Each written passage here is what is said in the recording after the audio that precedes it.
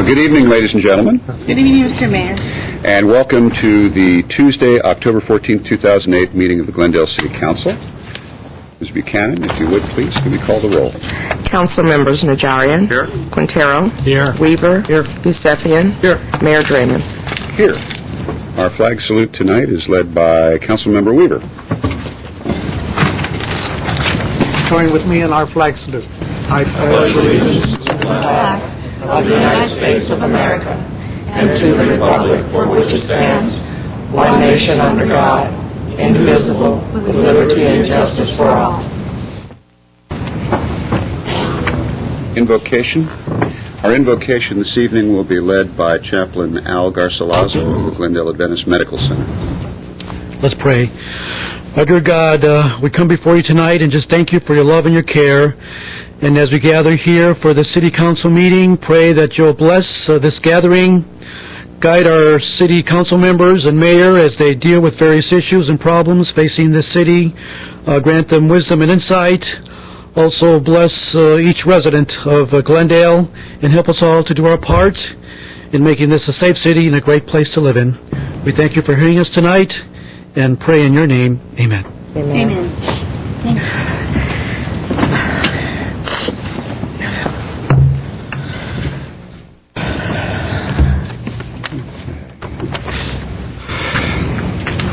Right, Ms. Buchanan, could we hear the report, please? The agenda for the October 14, 2008 regular meeting of the Glendale City Council was posted on Thursday, October 9, 2008 on the bulletin board outside City Hall. Thank you very much. Could we, the first item, please? At item 3A is an agenda preview for the meeting of October 21st, 2008. With that, we'll go to Yasmin Beers, our Deputy City Manager. Mr. Mayor, members of the City Council, for the October 21st Housing Authority meeting, there are no business items. For the Glendale Redevelopment Agency, you have an item, Director of Development Services, regarding the Art Board quarterly year-end report and revised capital improvement project list. There'll be a Glendale City Council special meeting at 2:30, and this is regarding Director of Planning, review of the Downtown Mobility Study Tools in lieu fee ordinance, establishing a Downtown Mobility Fund, and the Development Mobility Fund ordinance, and revising the existing Transportation Demand Management ordinance, and Director of Public Works regarding funding for Downtown Glendale Streetcar Project. For the Glendale City Council meeting at 6 p.m., there are a number of consent items. Director of Public Works regarding Kenyatta Boulevard Storm Drain Project, Director of Parks, Recreation, and Community Services, Cedar Mini Park Bungalow Renovation, Director of Public Works, Victory Truck Boulevard Wastewater Capacity Improvement Project, Fire Chief, Lisa Fire Division Apparatus, and the City Manager State Lobbyist Contract. Adoption of ordinances, you have a number of items. It's adding a number of sections and amending a section of the GMC relating to ethics, limiting elected council members from soliciting funds under defined circumstances. Ordinance amending the zoning map to reflect a new zoning designation related to the Royal Boulevard Historic District Overlay Zone. Ordinance amending sections of the 2007 California Building Code, adopted as Volume 1 of the Glendale Building and Safety Code 2008 as amended, relating to the expiration of building plan reviews and declaring the urgency thereof. There are a number of action items that evening. General Manager of Glendale Water and Power, opposition to Proposition 7, Renewable Energy Generation Initiative Statute. General Manager of GWP, dedication of Grayson Power Plant. General Manager of GWP, GWP Identity Theft Program in accordance with the Fair and Accurate Credit Transaction Act of 2003. And lastly, Director of Public Works regarding report regarding rates, time limits, hours of operation for parking meters and multi-space meters in the downtown core district, establishment of a new parking meter zone, and adjustments to parking meter and multi-space meter time limits and hours of operations thereof. And that concludes my report, Mr. Mayor. Thank you very much, Ms. Beers. All righty. Let's go to the next item, please. Item 4 are City Council and staff comments. Do we have any council comments or staff comments? Councilmember Najarian. I do. Thank you, Mr. Mayor. I was able to attend the Glendale Homeowners Coordinating Council meeting last Monday. During that meeting, interesting meeting to go to. I think you really get to take the pulse of the communities and hear what sort of issues are coming up through the neighborhoods. And one issue in particular was raised by a gentleman from the Pelanconi Estates Homeowners Association. That was the request that the council take some action to create a quiet zone on our railroad corridor, at least as it relates to the Metrolink trains which come and go. And being on the board of Metrolink, I did take the opportunity to speak with their chief operations officer, who informed me that, yes, in fact, they do have a program and a procedure by which cities may petition Metrolink under federal regulations for the creation of quiet zones. There are a few particulars. Number one, that there be supplemental safety measures installed at those crossings rather than honking the horn, blowing the horn, that there are the extra safety measures. So I'd like to, Mr. Zern is not here, but let me go to Mr. Starbird then, that the Steve Wiley from Metrolink is ready to discuss the details. I don't think we're quite there yet in terms of completing our safety measures, but it's something that we can look forward to and perhaps discuss how we could implement such a quiet zone. That'll be helpful. We have also some time ago began gathering information on the process for establishing a quiet zone. We'd like to have that if you don't mind passing it on. Happy to give that. Thank you, Mr. Mayor. Thank you. Councilmember Yusefian. Thank you, Mr. Mayor. A couple of items. First of all, I'm pretty sure many people attended the Unity Fest this last Sunday, and that's the first Unity Fest I went to, which I bought a whole bunch of groceries and went home with it, and bread and all kinds of stuff. So it was very successful. There were a lot of people there. It was a beautiful day, and the entertainment was fantastic. And Mr. Najjar and I kind of snuck into the stage and with Carol Liu, and I think we spoke for 1 minute 30 seconds. I think that's a record for three politicians. 1 minute 30 seconds, no more. People enjoyed themselves, so it was a very good affair, and it was a good success. With that, I would like to also inform the public that the Glendale Housing Authority has decided to do a housing fair, which is free, not a free housing, but it's a housing fair that is free, because the title says free housing fair. I didn't want people to think that they come to the fair, they get a free house. It is designed for renters and homeowners. The topics that will be discussed for renters is eviction, smoking ordinance, foreclosure evictions, property repairs, rent increases. For homeowners, there is issues that deals with reverse mortgages, fix up your home. There are programs that we offer so they can learn about that, avoiding foreclosures, protect your home and avoid scams, and also first-time homebuyer programs that are going to be offered. This is going to take place this Saturday, October 18, from 2 to 5, and it is going to be at the Pacific Park Community Center. You can park around, and you could come down at 2 to 5 and get a lot of your questions answered. Thank you, Mr. Mayor.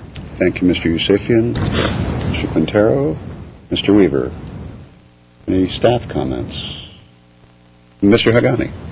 Thank you, Mr. Mayor. As we mentioned last night we held the first of the 2 consecutive workshops with the Crescenta Valley residents regarding planning of the Crescenta Valley, specifically the part in Glendale, but based on a vision of the entire valley residents. We thank the residents who braved the fires, and about 50 to 60 people showed up. We had a very fruitful set of conversations. We learned a lot from the residents, and we will have the consecutive workshop next week, where we will synthesize the materials we received last night, and we will present some ideas to the community as to how we think our planning tools can address some of those issues and certain questions that were raised that we need more discussion on with the community. We invite the community to come again and bring their neighbors and friends to the following workshop, which will be next week on Monday night at Clark Magnet School at 4747 New York Avenue from 6:30 to 8:30 p.m. Thank you. Thank you, Mr. Hagani. Are there any other staff comments? I have just two. Along with some of my colleagues, I also was at Unity Fest, had a great time. Had over 100 vendors out there, and as well as some just absolutely terrific entertainment. It was just gets better and better. The entertainment was terrific. I want to thank the public for turning out in such enormous numbers. It was actually kind of a surprise just how many people were out. It was beautiful, beautiful weather, and I want to thank the staff for volunteering their time, many of them to be out there all day working on the event. I'd like to thank the sponsors of the event, and also would like to encourage the city to do more public events in the heart of our downtown. I think the merchants appreciated it, and I think the public did too. It's a nice thing to feel good about being right in the heart of your city. The other item was a letter that we all received, all of my colleagues and I received, from Susan Jacarl, who has appeared before us before in another capacity, but in this case is writing to us about the city becoming involved in the establishment, helping to establish a Boys and Girls Club in Glendale. And we have all grown up hearing about boys clubs and girls clubs and boys and girls clubs. We don't have one here in Glendale, and their simple mission statement is to enable all young people, especially those who need us most, to reach their full potential as productive, caring, responsible citizens. I'd like to ask Mr. Starbird if it's possible to look into this and see whether this is something that we can be of assistance, even if it's from a advisory or helpful capacity in some way. I will pass that along to Mr. Starbird. Mr. Weaver. Refresh my step. Some years ago, I think before I was even on council, wasn't there an after-school organization similar to that? I recall that it eventually did not continue because they couldn't fund it. Yasmin, I don't know if you remember. I know there was something along that line. There was. It was a teen club. Teen club, yeah. Kind of deal, and they didn't make it, I guess, because of funding. Well, in this case, I would like this seems to be an outreach. I think it's a little bit different. It is different. This is more along the lines of Boys Clubs of America, Burbank that has one. sort of thing. So anyway, let's look into it and see where and if we want to be of assistance, but let's at least look into that. And with that, let me go back to our city clerk and see what the next item is. At item 5 are consent items. They are routine and may be acted upon by one motion. Any member of the council or the audience requesting separate consideration may do so by making such request before motion is proposed. Move the consent calendar. Second. All right. We have no request to pull items, so we have a motion and a second. Ms. Buchanan. Council members Najarian. Yes. Quintero. Yes. Weaver. Aye. Yusefian. Mayor Draymond. Yes. Let's go to the next item, please. Item 6 are oral communications. Discussion is limited to items not a part of this agenda. Each speaker is allowed 5 minutes. Council may question or respond to the speaker, but there will be no debate or decision. The city manager may refer the matter to the appropriate department for investigation and report. And as you know, ladies and gentlemen, we have oral communications at the end of the agendized items, except for those people who volunteer to limit their time to 3 minutes for the purpose of public announcements. And along that line, you will notice that each of your council members up here has a small rubber duck, which is a reminder about the incredible duck splash at Lake Glendale. And who should be in the back of the room but Quacky the Duck, who is here representing the Kiwanis Club. Very good. Shake a leg. All right. Do we have someone from the Kiwanis Club who can tell us about the event? Yes, we do. Mr. Mayor and City Council members, I'm TJ Denton. This is Kathy Keene. And we're here today representing the Kiwanis Club of Glendale. And this is Quacky. Hey!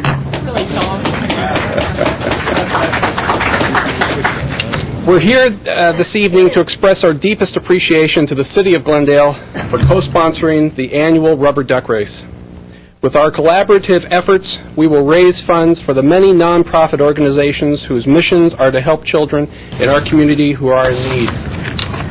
We invite you and all the citizens of Glendale to come to Verdugo Park this Saturday, October 18th, from 10 a.m. until 2 p.m. to cheer on the thousands of rubber ducks as they race to the finish line. The first duck across will win $10,000 for its adoptive parents, but the biggest winners are the children we are able to help with the money we raise.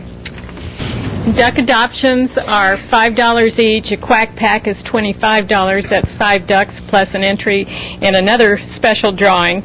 And if you would like to have a duck in this race, we do have brochures here this evening, but the easiest way is to go online, www.ducks4kids.org, and you can adopt online.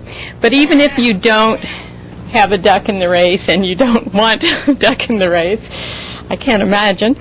It's a great family event. We have entertainment, we have games, there's food, and of course several really exciting heats of rubber ducks racing. The ducks that race are actually the size of these ducks that each of you has in front of you. I see. So we truly thank the city for your support in this event, and we hope to see you on Saturday. And you can tell the kids that Quacky will be there as well.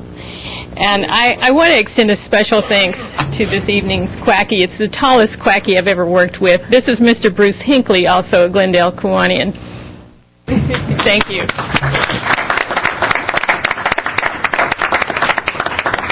Thank you very much, and we'll give Quacky a break because I know how warm it can be in there. It's we don't want any roasted duck here, so all right. Mr. Mayor, Yes, sir.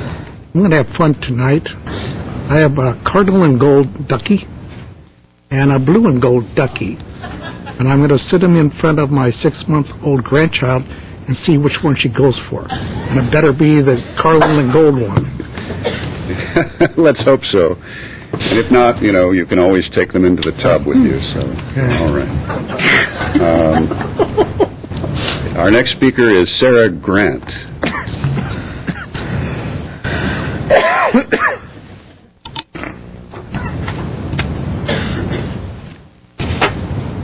Good evening, council members. I'm here on behalf of the Muscular Dystrophy Association to let you know about the great support of the Glendale Fire Department.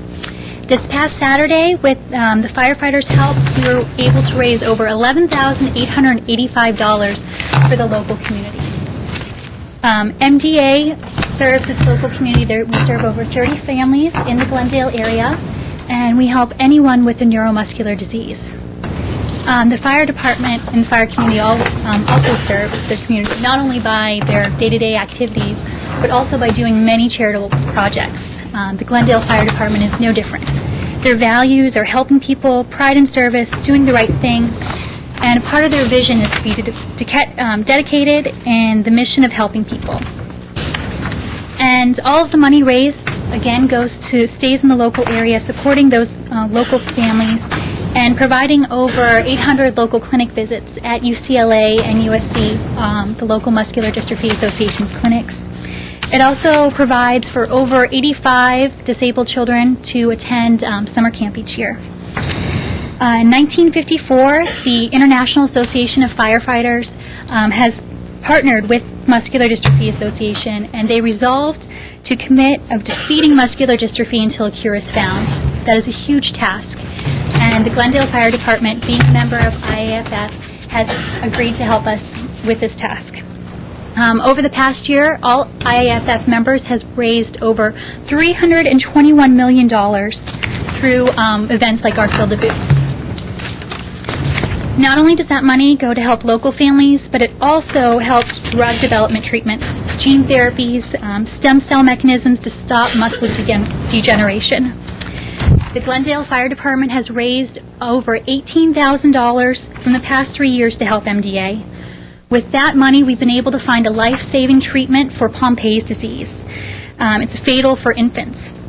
With the use of the FDA-approved drug Misozyme, we were able to save the life of 2-year-old Sebastian. He lives in Montrose, and his family moved from the Philippines to the United States just to be able to participate in MDA's clinical trial for their son.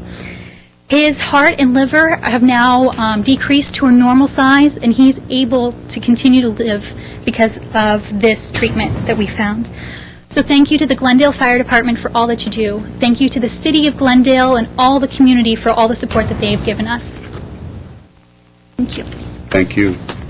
Thank you.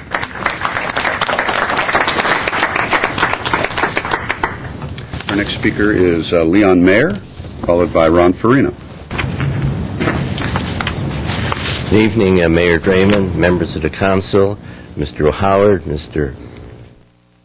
Starbird, and other members of the staff. I'm here on behalf of the Glendale Library and the Friends of the Library to make my last announcement for Gustavo Arellano, who is part of the One Book, One Glendale program we're having at the Glendale Library Central Auditorium. He's going to be there on Thursday, this Thursday, 7 o'clock. He will talk about his book, Ask a Mexican. Gustavo is a well-known journalist in Southern California, one of the most well-known Hispanic journalists. He's worked for the Orange County Weekly, and he's done the syndicated column upon which the book, Ask a Mexican, is based. He's also been on radio, TBS radio. He's well-known, and I urge not just Hispanics from this area and from neighboring areas, but non-Hispanics as well to come. It's not only that you'll have entertainment there, because this man is sharp as a tack and humorous, bucolic, whatever you want to call it, but there's a lot of people have some common questions or questions about common issues, and he'll answer them.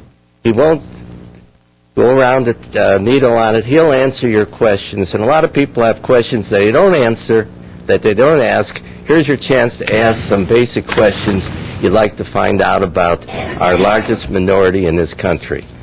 Now, I've given out flyers. If anybody else still hasn't got a flyer on the way out, just wave and I'll give you one of these flyers.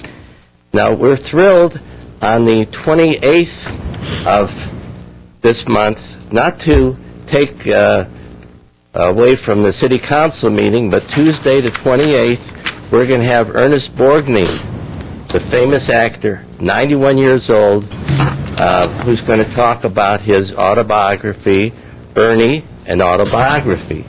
He'll be there. He's live. He's witty. He's great. He's been in 198 movies. He wants to do 2 more before he retires. Believe it or not, he's been on McHale's Navy and a dozen other great TV serials, and he'll be there to talk to the audience, to sell his book, to sign and autograph his book. That'll be a great evening. Get there early, because he's going to come early. If you get there at 6:30, 6:40, won't be too early. Any event, Ernest Borgnine on the 28th, and interestingly enough, he is going to be featured in Senior Living. How many have heard of Senior Living? The John Krikorian publication. They publish around 30,000 have a publication following of 30,000. He's going to be featured, and is featured on the Senior Living, which will come out in just a few days. So we're looking forward to seeing you Thursday, and we're looking forward to the audience coming out on the 28th for Ernest Borgnine. Thank you very much.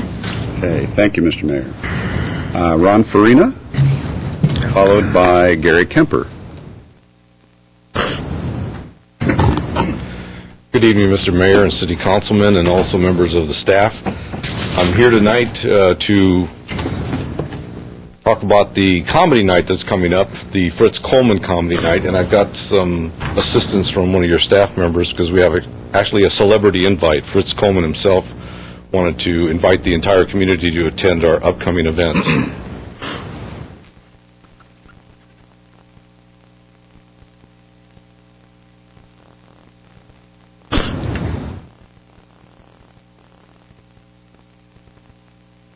This is the 17th annual comedy night, and it's interesting to note that this event was first begun after the College Hills fires as a fundraiser, and Fritz has been doing it every year. He gets together about 3 or 4 or 5 stand-up comics to perform, and this year, as we've done in the past, we're performing at the Glendale Center Theater.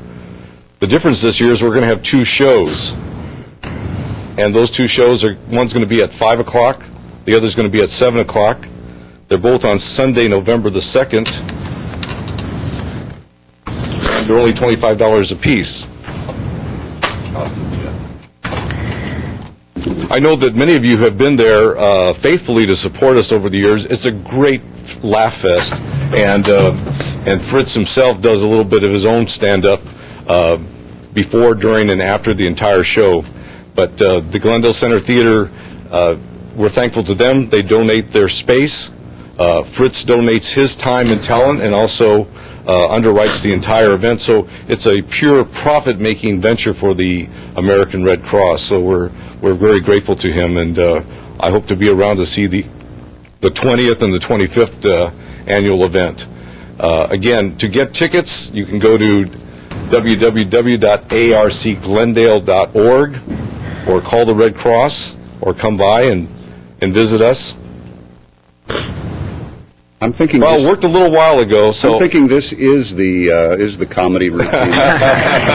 For those of you who can't see what's going on here, we have one of our staff members desperately trying to play this DVD, which is not happening. So it worked a little while ago. Well, we'll suffice it to have just an oral presentation from myself. Maybe next week we can get Fritz to get on there. Keep them in suspense. It does. But again, it's Sunday, November the 2nd, Glendale Center Theater. Tickets are only $25 in support of the Red Cross. This is a busy time for us, but we're glad that we're working outside of Glendale and Crescenta Valley and not inside of Glendale, Crescenta Valley, doing shelters. So it's a great way to support our local chapter and keep us able to provide services to this community. We're inviting everybody to come on out and have a great time that night. Thank you very much. Thank you very much, Mr. Farina. Okay, our next speaker is Gary Kemper.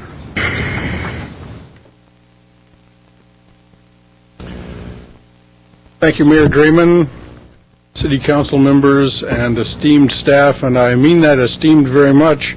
I was also at Unity Fest this past weekend, and it was outstanding in every regard. I think the move to Grand was a good one, and it's one more example of the city at its best. So thank you to all of the city. A couple of months ago, I wrote an editorial that noted that the federal government was in a complete mess. The state government wasn't much better. And so I felt that Glendale was more than usually on its own, and that we should look to ourselves for turning this crisis into an opportunity wherever we could. So, having thought about what was going on around us, the number of layoffs, the number of situations where people are looking for work, I decided that what Glendale Focus could do was offer free employment advertising. That is to say, free help wanted ads and free employment wanted ads. They can be sent to editor@glendalefocus.info. And if you want to talk to me about this, although I won't take ads over the phone, you can call me at the phone number here, 818-913-0345, and we can talk about how to get this in. Now, this is for employers, not for agencies, and for people who are seeking employment. We'll run a full page, and some people may be thinking, well, you're a monthly, how's this going to do me any good?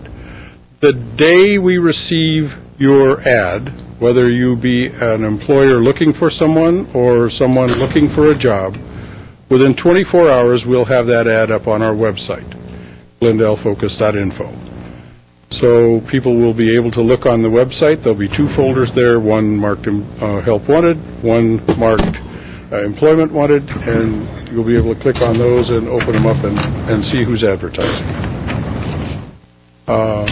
I think that if the entire community thinks of different ways that we can help one another in this situation that is certainly going to be a recession, if not a even more serious situation, that we can be of great use to one another.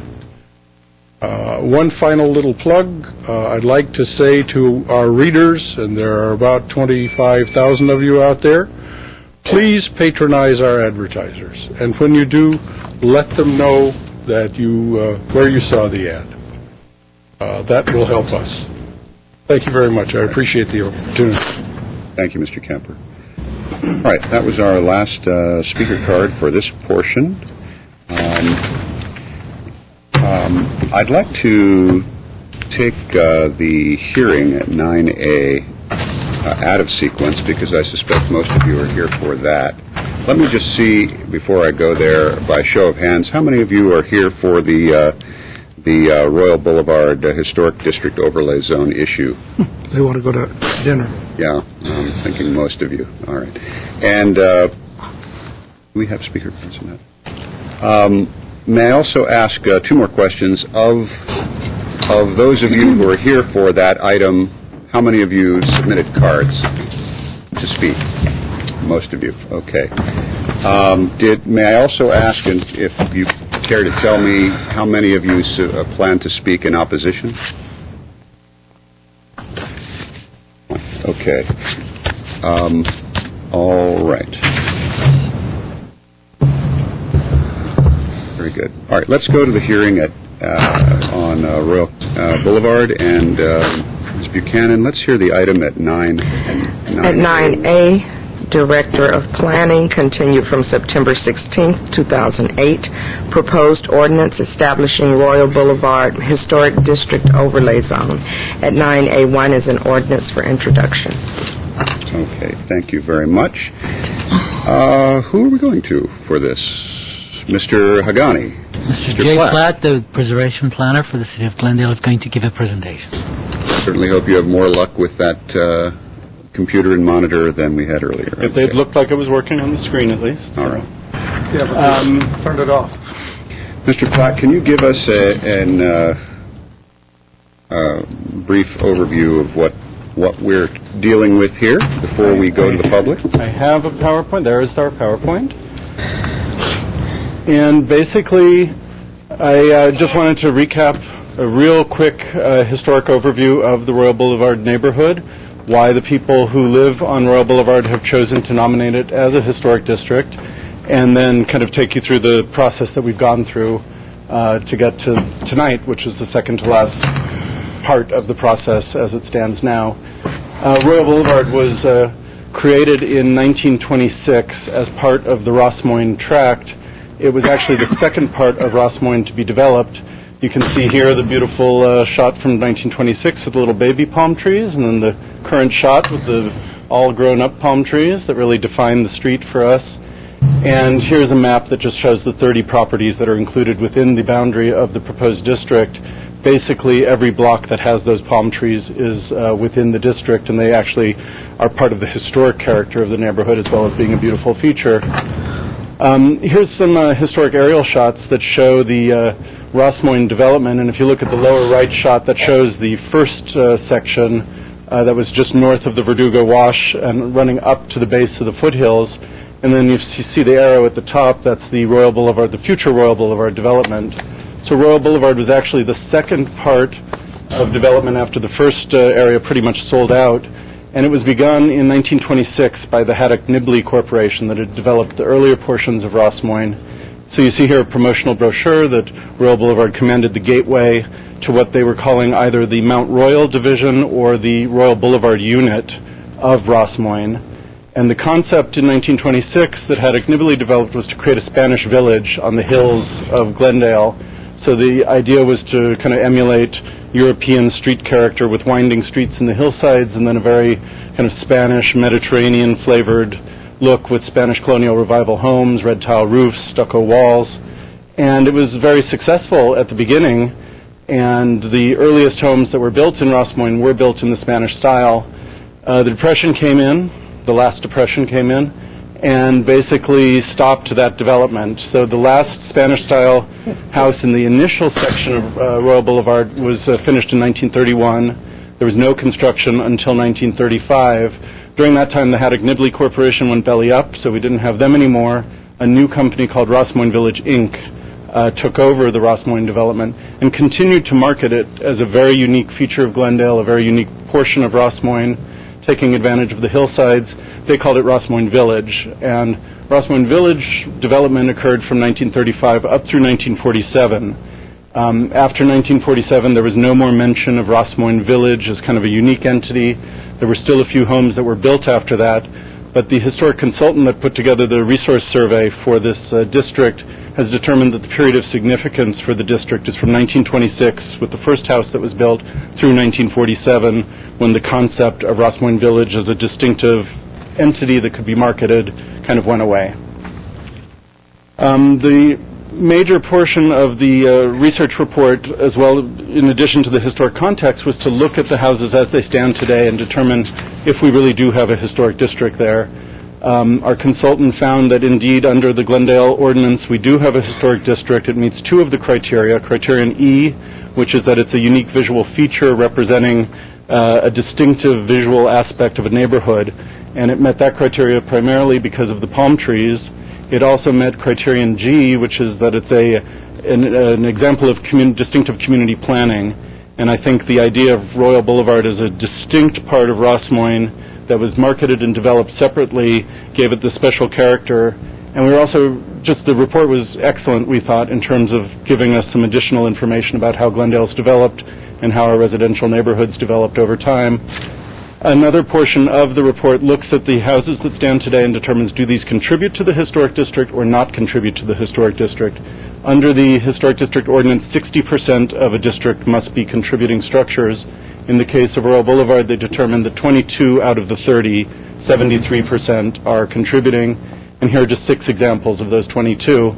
We're looking at houses since they were built in the 1920s through the mid-40s that kind of reflect the various period revival styles that we see in other portions of Glendale. Royal Boulevard has some really excellent examples of Spanish colonial revival, American colonial, and also some French-inspired, which we don't see as often, and some wonderful Tudor revival houses as well. 8 of the houses were determined to be non-contributing, and in every case, these are houses that were built after 1947, so they were built outside of the period of significance. In no way does this mean these are necessarily lesser architecturally. They just don't fit into the historic kind of boundary that was established for the district. Here's a map that shows you the distribution of the contributors. The ones that look almost invisible are actually light blue. Those are the non-contributors, and then the homes in red are the contributing structures. So you see the non-contributors are kind of distributed over the several blocks of Royal Boulevard in the district. And this map shows us the support level in the district. Part of, as you know, the historic district process is very intensive in terms of getting public input at every step of the way. One of the final steps is for the neighborhood proponents to submit a petition or present petitions to their neighbors and then submit that to the city. Currently, we have the owners of 24 homes are in support of the district. That's 80% of the total home ownership. And we have 6 homes that are opposing the district. The opposition petition was submitted to the city in May of 2007. An important aspect of the opposition petition is that determines whether or not we require a 5-5 unanimous vote tonight. And because 32% of the opposing properties, the street frontage of the opposing properties constitutes 32% of the entire frontage in the district, we do require the 5-5 vote. And it's not tonight. It will be at the subsequent hearing that is scheduled for next week. So that is the overview I've prepared for you. If you have any questions. Okay. Thank you, Mr. Platt. I'm sure there will be. Let me start with Mr. Weaver. I'm noticing those are opposed or grouped in one area. Is there any general reason for them not wanting the historical district? I think you may hear from some of the opponents, or at least one tonight, so I can't speak for them. They're all grouped together at the lower end. It does seem to be, if you look at it, 4 of the opponents are contributing structures, 2 are non-contributing structures. I don't know that I can establish a pattern. I have another slide that shows you originally 9 homes had signed the petition, and 3 of those homes have since changed their mind. 2 of them actually still live there and changed their mind. One of the homes was sold, and the current owner now supports the district. Those also are grouped at the lower end. If we look at the architecture, there's no major shift in the architecture. We have great examples up and down the blocks. So I don't want to speak for opponents in terms of, how they I just wondered did that. if you had heard of a general pattern, reason, common reason. I haven't heard of a reason, no. Because they're not scattered, they're all grouped together. A lot of it is petitions are submitted by proponents or opponents of the district, and then they approach whoever they choose to approach. I'm not sure how that process happens. So. Okay. Mr. Yusefi. There are 2 non-contributing in that group. Yes. Let me ask you, how would this district affect those 2 houses? They're non-contributing. Well, there are 8 non-contributing structures total. How would that affect those 2 would be affected in the same way. The guidelines for the historic district, the residences in historic districts, have lesser regulation for non-contributing buildings, but they still go through a process very similar to design review. So the focus won't be as much on features of the homes that provide historic character. It will be to make sure that the massing and the scale and the overall design of the houses doesn't change in a way that's going to affect the overall balance of the district. Right, but my understanding was that it also makes sure that non-contributory factor does not get even further away. There's a sense that there'll be incremental improvement rather than moving away from. Right, so you just, what I saw some of those buildings, they looked, while they may not be in the motif or the year that it was built, but nevertheless, they kind of fit in the neighborhood. So my understanding was, at the time that we discussed this, is while they're non-contributor, nevertheless, as they do the modification to the facade or remodeling, the remodeling needs to be done in such fashion that it doesn't make it even more non-contributory. Sure. It's supposed to kind of make sure that the flavor is still kept. If the owner of a non-contributor came forward with a proposal to put a very modern, glassy facade on the house, we would find that that wasn't appropriate to the district. And they would also go to the historic preservation for design review? Yeah, all design review is Everything in shifted the to Historic Preservation Commission under a district. Thank you. Councilmember Najarian. Procedural question. If I remember, and it's been a while since we passed this historic district overlay zone, the requirement is that 50% of the homes in the district agree to the creation of the overlay zone. Is that correct? 50% have to petition City Council for the district. And there was no minimum or maximum size of the overlay district specified in our... No. So here's my issue. I'm looking at one section there, the 1400 block. Well, that's 1402 to 1442, where 66% of the homes on that block are opposed to a historic overlay district. Is there anything in the ordinance which permits them to secede from a historical overlay district? Would they not have the same 50% plus for the petition, et cetera, that those who want to create a overlay district have to? As I understand the ordinance, it's an all or nothing. The district, there is a process where a district could be rescinded, but there's not a portion of it couldn't be. So a portion could not be rescinded, as I understand the ordinance. Okay. There's this whole other level of question that if you were to remove a portion of the proposed district, an analysis would have to be done to see if in fact that would take away from the integrity of the whole district, because a portion of it would be cut out. Let's just say procedurally, we pass this today, or not today, but introduce it today, and it's passed next meeting. Let's say it has the unanimous 5 votes. And the very next week, we get a petition from those homes there seeking secession from the district. Do we go through the whole analysis all over again? I mean, We would have to analyze whether that secession would lead to the loss of the entire district. Right. do you have an opinion today? But will you, well, I don't want you to ask it now. I don't want to talk about the merits now. I'm just procedurally. At some point today, are you able to address that issue, or is that something that hasn't been evaluated yet? Yeah, we haven't evaluated that. The lower portion of Royal Boulevard really does serve, it was advertised as the gateway to the entire Mount Royal division. It was the focal point of the entire area that encompassed a much larger area than Royal Boulevard. Some of the finest specimens of architecture are included in these blocks, including homes owned by people who oppose the district or sign the opposition petition. One thing to note is the opposition petition came in May 2007. We haven't heard directly from most of the people who signed that petition whether they still are in opposition, but we're supposing that they are. Okay, I don't want to get into the just procedurally. I just wanted some background. Thank you. Okay.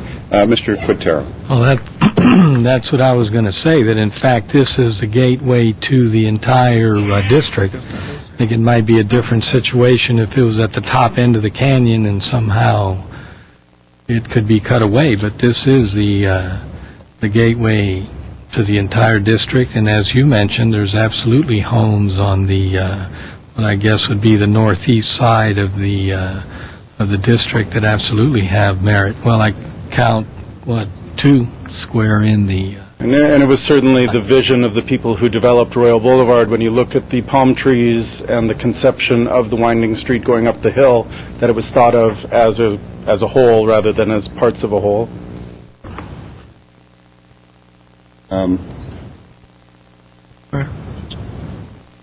Okay, thank you. Yes, Mr. Yusuf. May I ask a word of clarification? I just want to understand what you just answered, Mr. Najarian, was correct.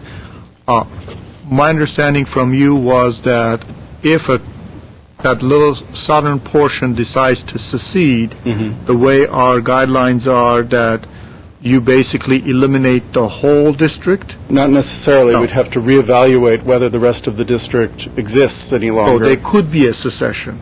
I believe keep the rest of under the city charter, I assume there's a process for any kind of change to a zone where a portion of a zone can petition. Mr. Yusefi, let me also put my oar in here too. And Mr. Najarian, part of if you think of this as zoning, it would be like a group of people asking for a zone change for an area. And there's a process to accomplish that. But, for example, once the zone change, assuming it went forward, there wouldn't be a secession in that sense of the word, because 5 people who are property owners within that zone said, we don't like the zoning here. In this case, there are these houses represent, if you will, historic inventory, and so if you make a change to that, you potentially change the inventory of historic elements within the district. So they would have to reevaluate that inventory of potentially historic elements to see whether or not the district could still exist, whether or not the overall historic integrity of that district was still maintained. That's kind of the idea of it. Okay. Are there any other comments from the council before we go to the public? Okay. Let me say this. We have quite a few speakers.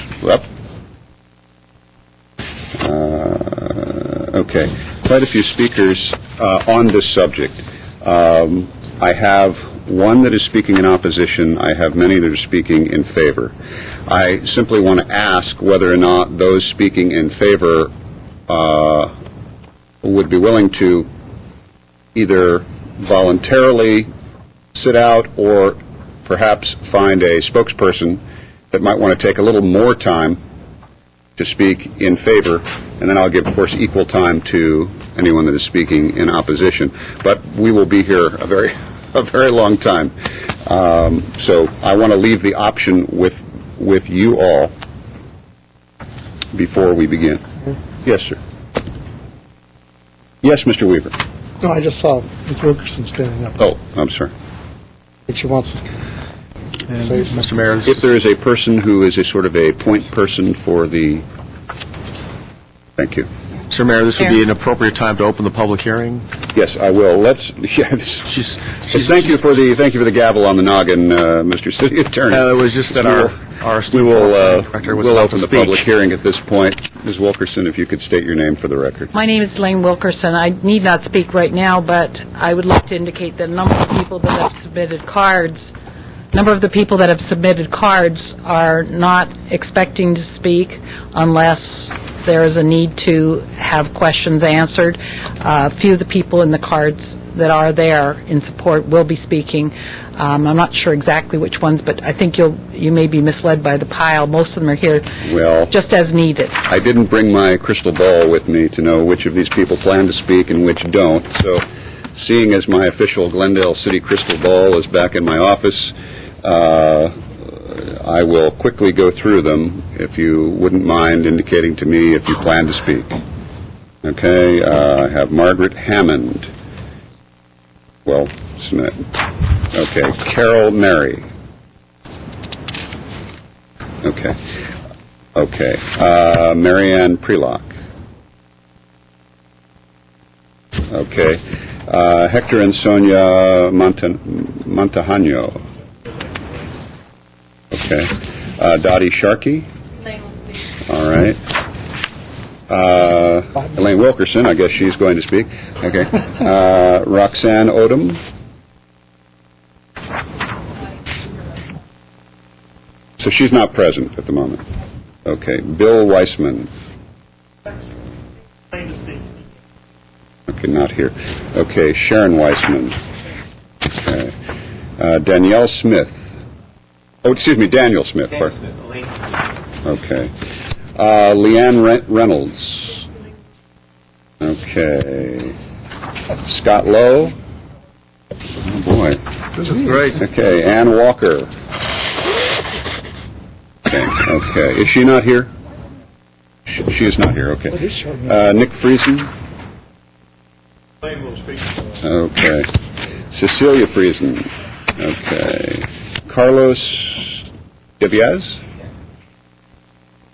All right. Vic Mardian. Okay. Laura Friedman. Okay. Michael Morgan. Okay. And Arlene Vidor. Okay. And Catherine Yamada. I'm sorry. Okay. I'm sorry. Is Nancy Kent? Okay. And Peter Fwad. He just walked in. He doesn't know what they're doing. I'm just trying to find out whether you are actually speaking or whether you fill out a card in support of one side or the other. Okay, thank you. All right.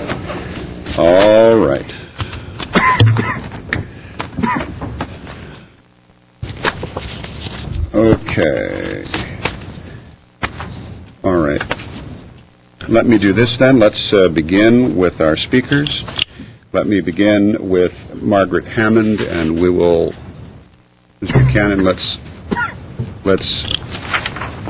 Rita, let's do 3 minutes based on the number of speakers that we have. Good evening, Mr. Mayor, members of the council, city staff, and the audience here and at home. My name is Margaret Hammond, and I am speaking as president of the Glendale Homeowners Coordinating Council. We have already submitted a resolution to the City Council, both verbally and written, and our group was overwhelmingly in favor of the resolution that we presented.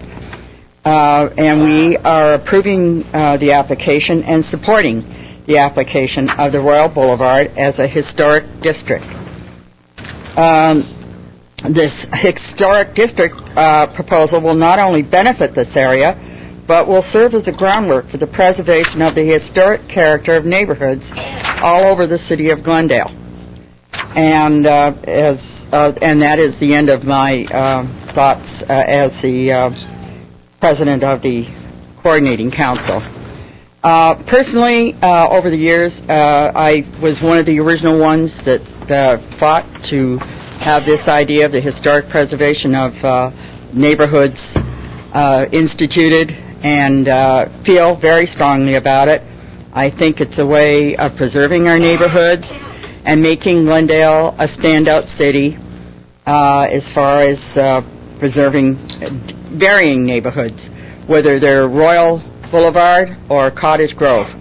I think our neighborhoods all deserve to be protected, and this would be a way of protecting them from a lot of things that can happen to destroy neighborhoods, whether it be overbuilding or changes of facades or whatever.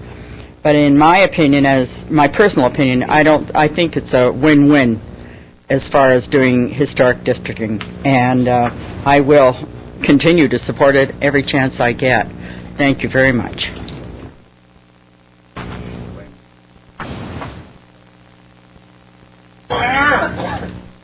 This better be a good speech. Thank you, Mayor, members of council, staff. I'm here speaking tonight, as you heard earlier, for a number of people in the proposed district, really for the 24 who have signed the petition in favor of this application, and for many other people that are here tonight and have sent you emails and letters in support over the last month. This application really represents more than just one area that wants to become a historic district. It represents the beginning of a movement towards historic districts in the city, and recognition that we have fabulous neighborhoods of character and of specific architectural eras that really need to be recognized and given an opportunity to speak, as Royal is tonight. We have 24 who have signed the petition in favor, 6 did not. I think the 80% figure is very important, and I heard the discussion about the first 2 blocks. We don't think of them as one side of the road or the other.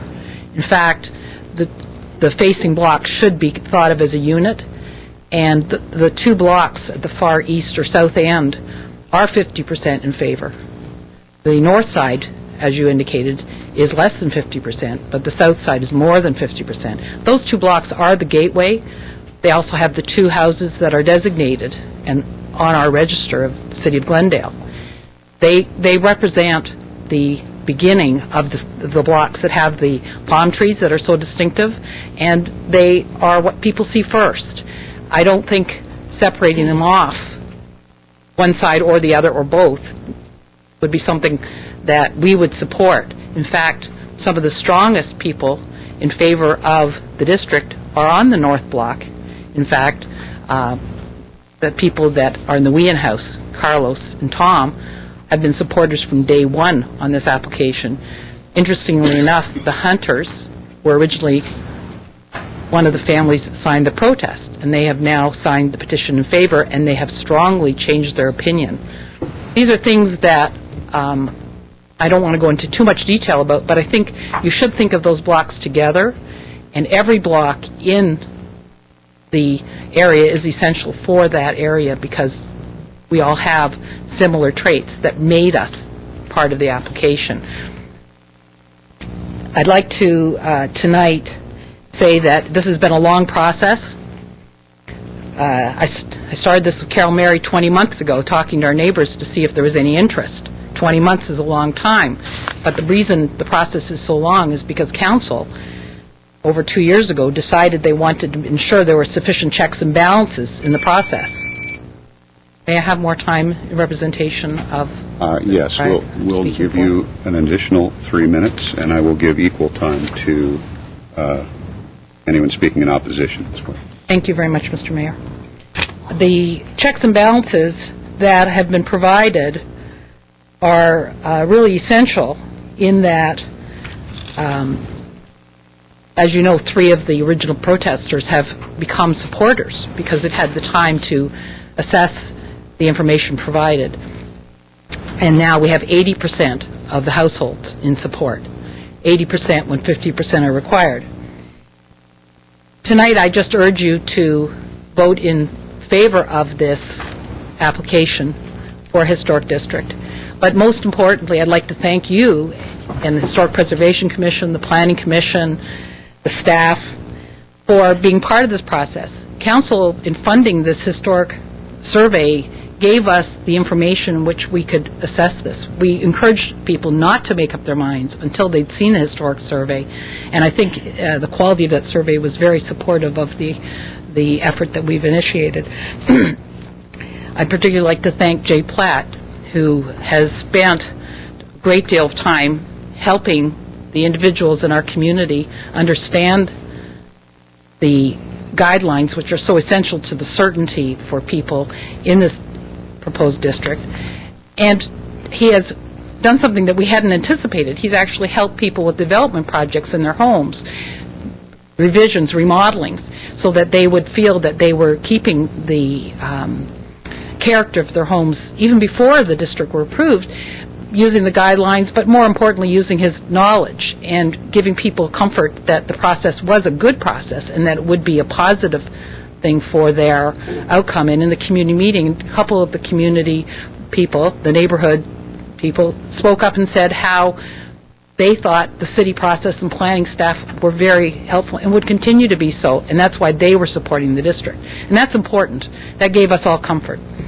So finally, I'd just like to thank you and encourage you to vote for this application. It requires all 5 of you to pass it, and that's a big hurdle. People keep asking me, will this happen? I say, only council knows. But we hope that you will support us, as we think this is a very valuable step for the city of Glendale. Thank you. All right, thank you, Ms. Wilkerson. Our next speaker is Vic Mardian, followed by Pat Eierman. Good evening, Mr. Mayor, City Council, and staff. My name is Vic Mardian, resident of Glendale and the current chair of Historic Preservation Commission. I'm here in support of the overlay zone change. I think this is a history making. The fact that we're going to preserve the jewels of architecture here, there's a tremendous amount of architecture that cannot be duplicated today. And I just want to mention to you that discussion occurred earlier as to whether or not the bottom portion should be eliminated or not. Keep in mind there's 2 homes there that are already on the Glendale Historical Resource that you designated, one of them not too long ago. I don't think it's a good idea to delete that portion. Again, it's the gateway to that street. And I'm here also on behalf of the community, our commission. We voted unanimously on it, so is the Planning Commission. We urge your support unanimously here. Thank you very much. Thank you, Mr. Mardian. Pat Eierman, followed by Laura Friedman. And Ms. Eierman, I'm going to give you 6 minutes if you should desire. Thank you. Basically, I just wanted to confirm that most of what I have to say, I sent in a fax to you all, that you all should have received it. I don't need to read the fax out loud for public record. But I do urge you to take what I said in consideration. The reason we're all sort of grouped at the bottom was at the time that we needed to do this, all I needed was a certain amount of homes to get the 5 majority. I had 9 of 12 homes at the time on my end of the block, even though some of them, one of them's moved and 2 have changed their minds. I don't know what else to say other than what I've put in the letter. Well, Ms. Eierman, let me just interrupt. I think a lot of the little wave of rumbling you're seeing here around the dais is that some people did not receive your fax. And so if you wouldn't mind, if you have it with you, you might want to read it into the record. It's either that or if the council does have copies of it, we can certainly note that. So there's a number of incorporated people by have already reference to the indicated to record. me that they do not. They do not, okay. It's important to either read it in the record or we can make copies of it. Better read it to make sure. Okay. We fell in love with Royal Boulevard over a dozen years ago with the sweep of the bright streets, the green lawns, the palms. We admired the houses, the variety of sizes, the mix of building styles and construction. This was not a museum-perfect neighborhood. It wasn't frozen in time. It was alive and vigorous, and the obvious pleasure that people had in their homes showed. All the homes had changes. None of them were as the original builder built them. I doubt if you went into any kind of historical record, you could find plans for these houses to restore them to their original pristine shape. They've all been modified. They've all been changed. And it's happened as the families have moved in and moved out. The texture of the neighborhood changed with the families that have come in and come out of the neighborhood. The street is not pristine. There are an overlay of guidelines which are basically rules and regulations to be interpreted by the board, whichever board is going to be there at the time that somebody has a problem. Staffs change, interpretations change. We feel that non-contributing and contributing people should be held to the same guidelines. If one house is being held to a strict interpretation of rules and regulations, then everyone on the street should be held to the same standard. The fact that they were allowed to vote for the rest of us who are going to be bound by these regulations seems a little bit unfair. And just because you have a non-contributor, I pointed out that 1459 East Mountain was a non-contributor. They're building a 4,200 square foot house in an eclectic French style. It will not look like the other homes on the street, and if you're talking about a gateway, they're the first house you see when you enter the proposed district. When that house gets built, it will not look like any other house on the street. It only protects a facade. A facade is not historical preservation.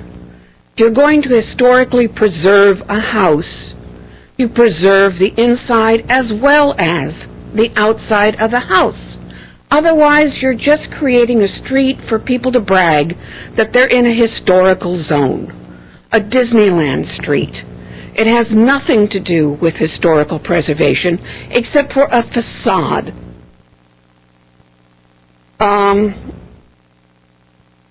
If you want your house to be historic and on a register so that you can say you have a historical property, there are ways to do it. 2 of the houses have already done that. There's no reason for the rest of us to be bound by those kinds of rules and regulations because some people want to be on a historic preservation zone. It doesn't protect the property values. If you don't preserve the inside of the home as well as the outside of the home, you can flock and gut any property and negate its historical property value. And because I have one of the corner houses and my home is viewable from like 75% of its street, I'm going to be bound by every piece of house my property that can be seen by anyone else.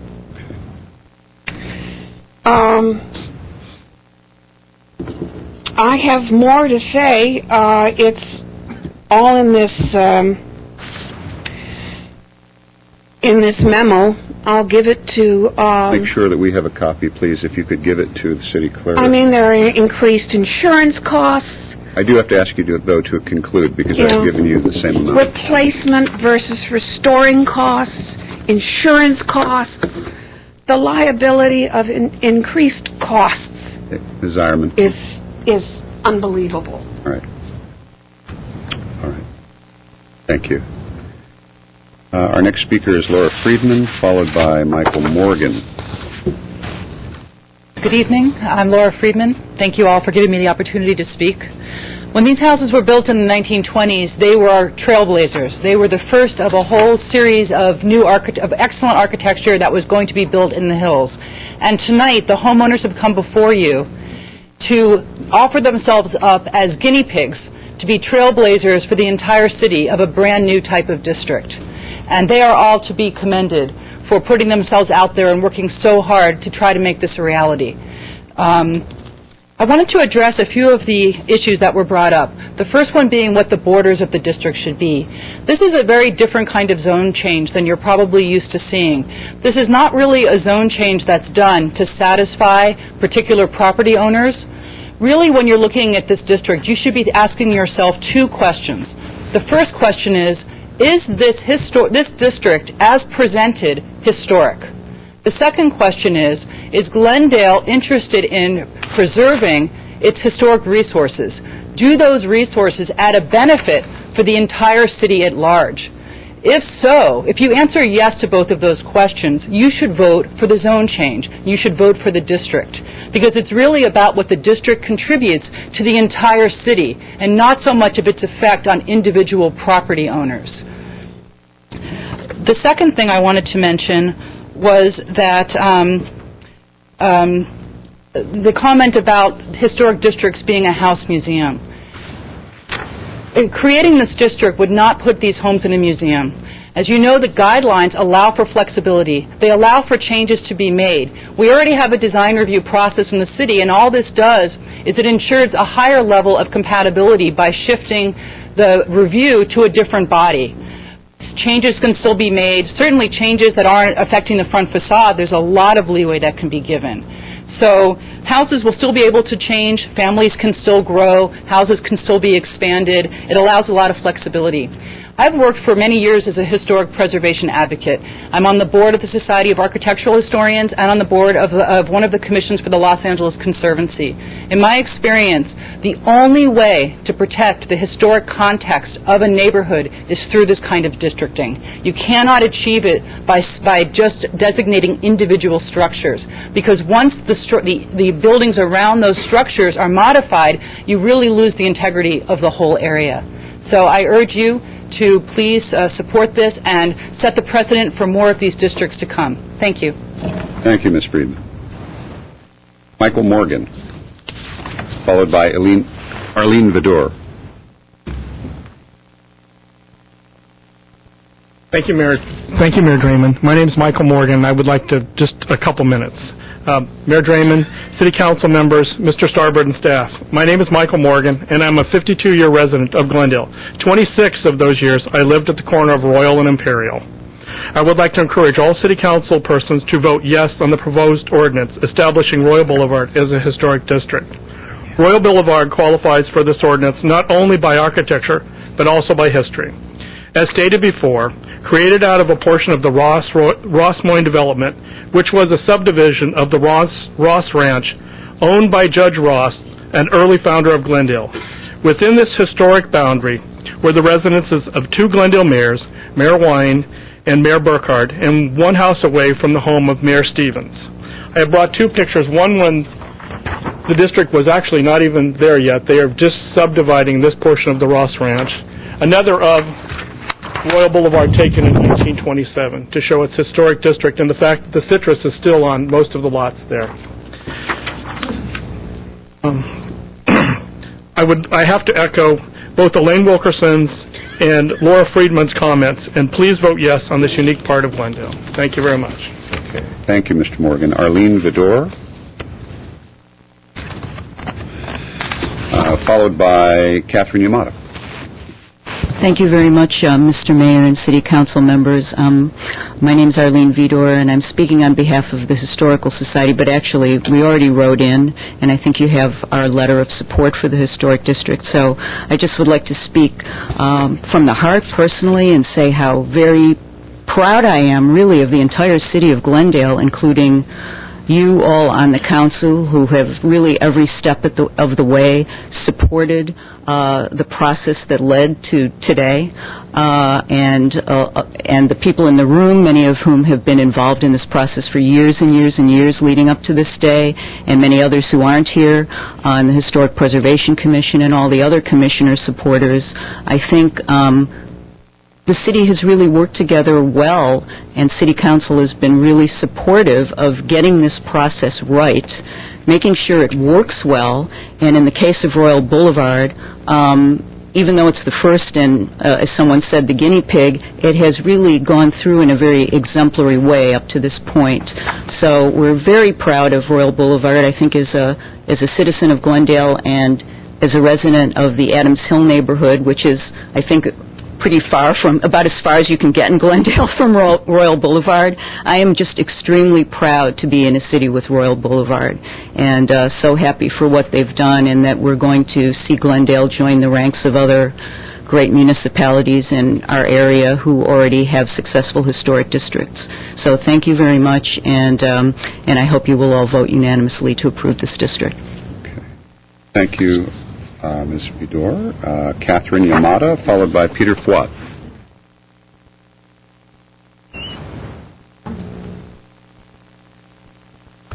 Mr. Mayor, members of council, my name is Catherine Yamada. For the last 7 years, I've written a column on local history for the Glendale News Press, and in those 7 years, I visited a lot of people who have lived in Glendale for a long time, and if I'm lucky, I get to tour their houses, and very often they're well-preserved and, in some cases, historic houses.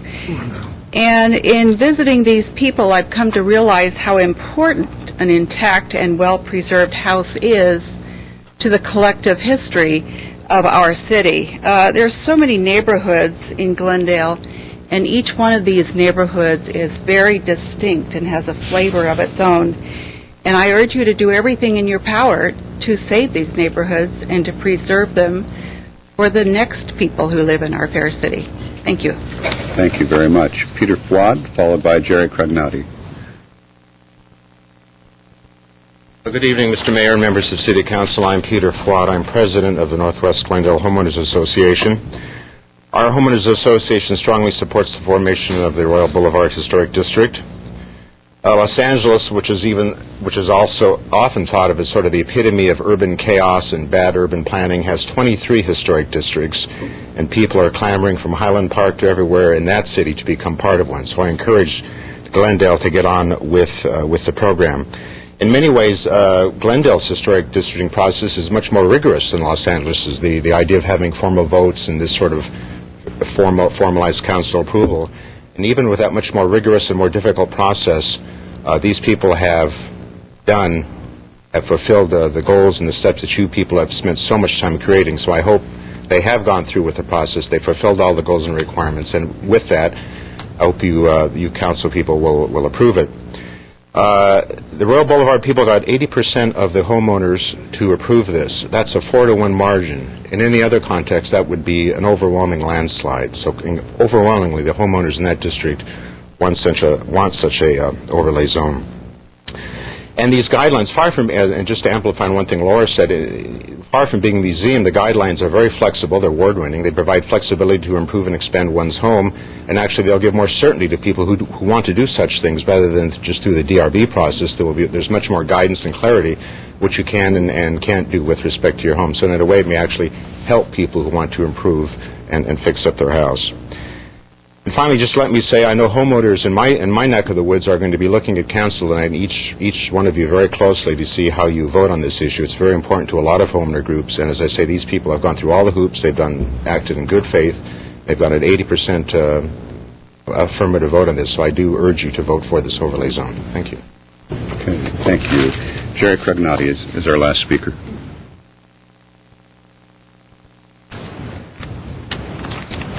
Good evening, Mayor, City Council. My name is Jerry Cregnotti. I just wanted to set a little context on this. We have been working on this pre-1999. When in 1999, me and a couple of my neighbors on Art even were lamenting about the Home Depotization of our beautiful homes on our streets. We were seeing beautiful oak doors being changed out to double doors, which look like Valencia or someplace, and beveled, and they're pretty in the right setting. They didn't belong on Art Even. They didn't belong in our character homes. The same with the windows that were being changed out. It is very tempting to go to Home Depot. They have some kind of great stuff there, but some of it just doesn't belong in our neighborhoods. Already, so in 1999, I went to the city. They had not even really thought about historic districting, and they said, talk to the Historical Society. I went there. They were thrilled. Someone actually thought about it. They had been very frustrated for several years getting no one interested in it. We reached out. We did a little reach out. We had 300 people at our first meeting in 1999 who were interested in this. It's taken this long. It's almost 10 years now that you're looking at our first opportunity to vote in a historic district in a city that is losing some of the neighborhoods to more Home Depotization or whatever, and unable to even become a district if they wanted to. This is an opportunity to put Glendale on the map with the rest of the country that has historic districts all over. This is not a movement intrinsic to us or Los Angeles or the region or the state. It's a countrywide, nationwide movement, and we are really behind in some of this. Pasadena has, a couple dozen historic districts and more on the books. Highland Park's a historic district. LA has a lot of historic districts. And yet we, in the survey for Art Even area, we're told that we have one of the areas that has the most contributing historical fabric homes in the state. And we aren't an historic district yet. So Royal Boulevard, I'm sure, would also fall into that definition from their survey. So please, this is a landslide in terms of 80% people wanting it. Even our presidential election probably won't be that much of a landslide. This is going to be a big landslide, guys, here. This is a landslide. And I'm sure that those who are opposed, I'm pretty convinced that they will appreciate it's not nearly as forbidding and foreboding as it appears to someone who isn't up on it. I think that they love their neighborhood as much as the people who are for this, and they will see that seceding away from it isn't helping to preserve the architectural integrity. It's just kind of taking away from it. So please use this opportunity to vote with the vast majority who wants the first historic district in Glendale, over 10 years in happening. Thank you. Thank you very much. That was our last speaker. Let me close the public portion of this hearing. And Mr. Quintero had his hand up, and then Mr. Weaver. Well, to quote that famous Beatles song, it's been a long and winding road. And fortunately, I think that tonight that long and winding road called Royal Boulevard will be our first historic district.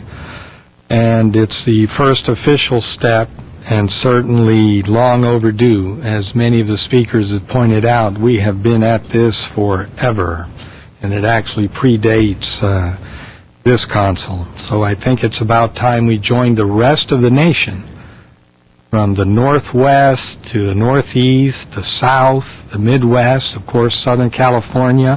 One of the speakers pointed out 28 districts in LA alone.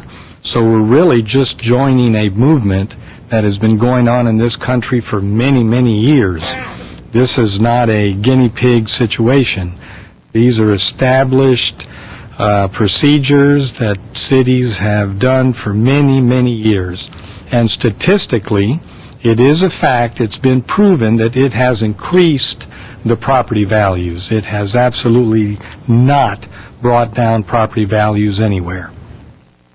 Now, in terms of the idea that some neighbors may be concerned that somehow they're unable to do this, unable to do that, they're losing their private property rights, I had the opportunity to visit one of these homes that's on the historic register, and the owners of this house have actually completely redone the entire house. I mean, it is basically in the interior a new home. They followed, of course, all of the original lines of the house, but it's basically a new home. They've done extensive landscaping, added a pool, et cetera, and yet they were put on the historic district after this remodel. So it can absolutely be done. There's no question that we're not going to hold anyone's property rights and keep them from doing whatever it is that they want to do. It's been a joint effort, really, with everyone. The staff has done just an incredible job. All of the staff members and Ms. Wilkerson, when she was the director of planning, they all did a wonderful job in putting this ordinance together. The Historic Society has done a great job, the Historic Commission, and then I think most important have been the individual neighbors who've worked thousands of hours and literally worked for years, because this is a groundswell. There are people throughout this city that are interested in doing this. This didn't come from this dais. It wasn't directed from the top. This is something coming from neighbors that want to do this to protect their neighborhoods.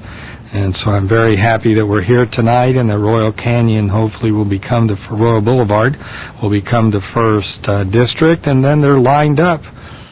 The Northwest, and there's down in Adams Hill, there's plenty of neighborhoods that are waiting in line. So I hope we approve this tonight. It's certainly the right thing to do, and I'm very excited that it appears that we're finally going to take that first step.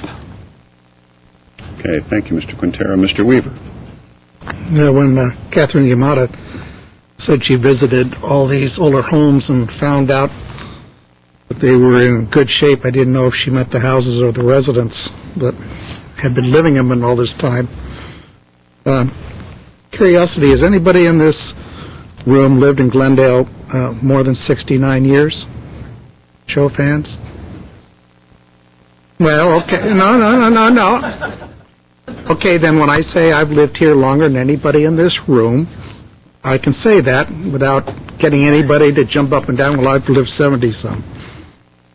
My 69 years plus, I've driven over virtually every street in this city.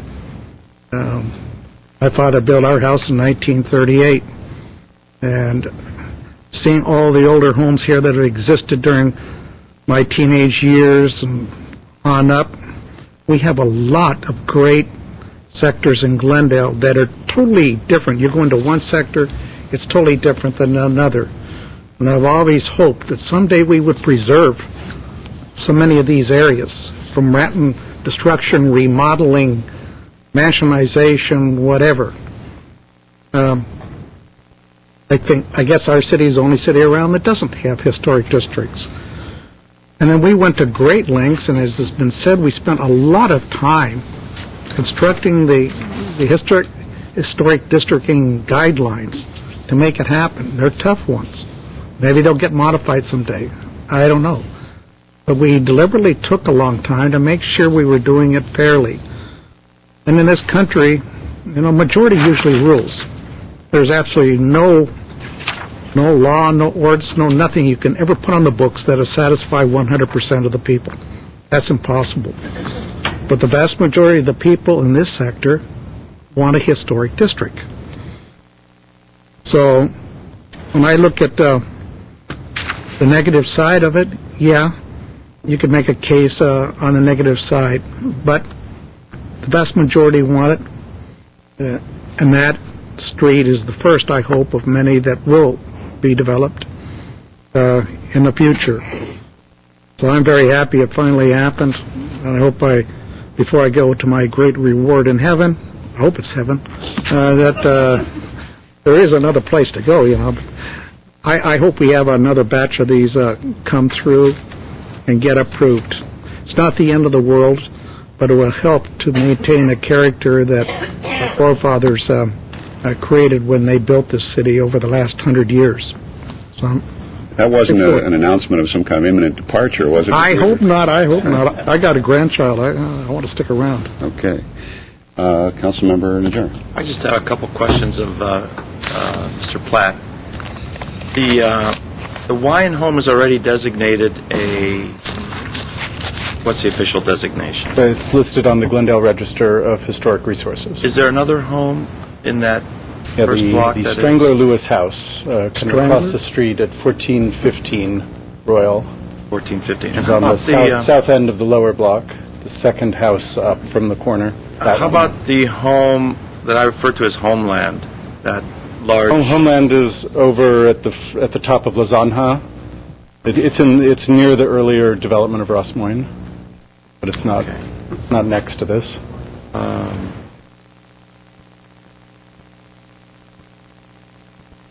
Thanks. Mr. Yusefian. Thank you, Mr. Mayor.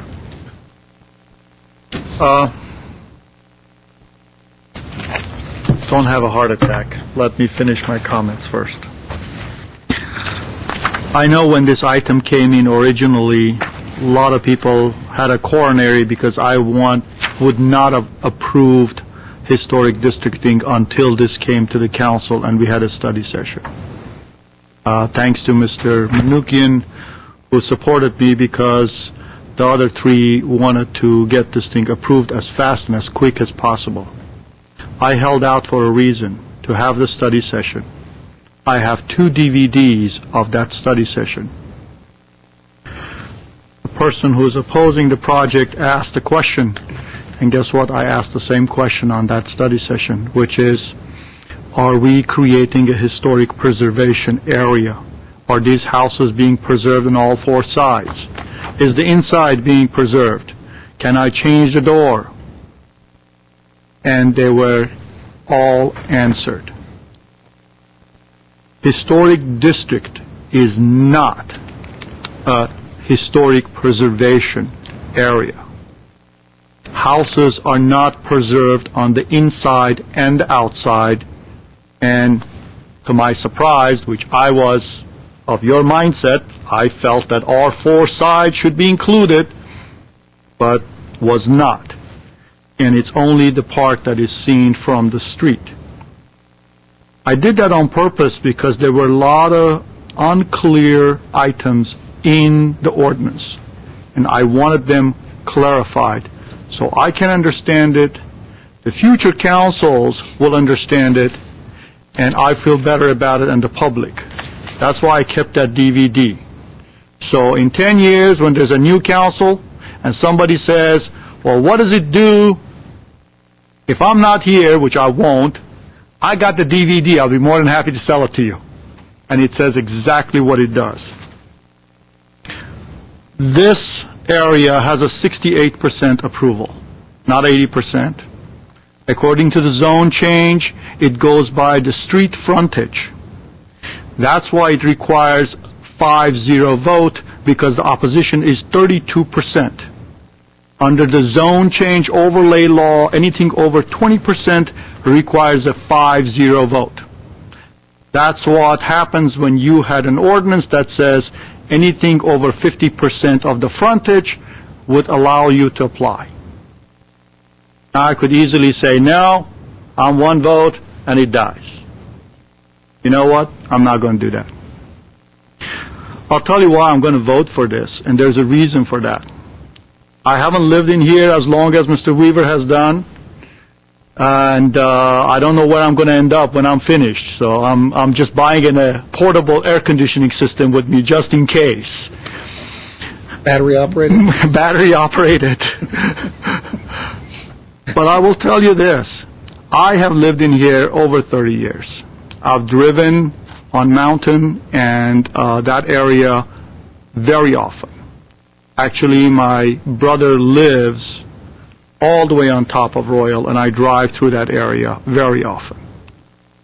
I know what Royal Boulevard looked like. I will tell you one of the reasons, ma'am, I'm going to approve this because unfortunately, if we had approved this district earlier, you would not have had that French provincial house on the corner. And hopefully, it would have pushed that into historic district or historic preservation commission, and they would have done the design review, and maybe that house that is going to be rebuilt would have been rebuilt in the character of the area. I hope that I will kind of help you get over some of the fears that you're feeling, because I will tell you, during creation of the historic districting, there was a lot of fear in the community. That's part of the reason this council took so long to talk about it, to kind of deal with all those fears, because it's a fear of unknown to an extent. We haven't had it. LA may have had it, the rest of the world may have had it. Doesn't mean anything. We haven't experienced it, we hadn't had it. That's why we took a lot of time. And believe me, if anybody knows me, unless I have checked every single corner of an ordinance, I will not vote for it. I voted for that ordinance because I think it was a good ordinance. Everyone thought of almost everything. It's thick. It won an award. I am confident that districts being created will enhance that area. I don't think you have to worry about reduction in your property values. I don't think you have to worry that you cannot do anything to the inside of your house. I don't think you have to worry about replacing the roof, and you have to preserve it identical to the type of shake roof if you have, or whatever you have. You will be able to live in your house and enjoy your house and still be proud of your neighborhood that you bought into. So that's why I'm going to vote for this when it comes back next week, because in my mind, I think if we exclude that bottom section, even though that's where you have most of the people opposing, it would lose its context. That's the beginning of the whole thing. If you took the beginning part of a novel out and you start reading from the middle of the novel wouldn't make much of a sense, would it? Same thing with the historic context. And that's my point of view on this. And I hope when this is done, you will invite your neighbors to your house and you'll have a good time still. And I'm sorry the person on the corner, which always does a great job during holidays, is opposing this. But I think as they realize after it's adopted, I think we'll probably end up having 100% approval somewhere down the line. Thank you, Mr. Mayor.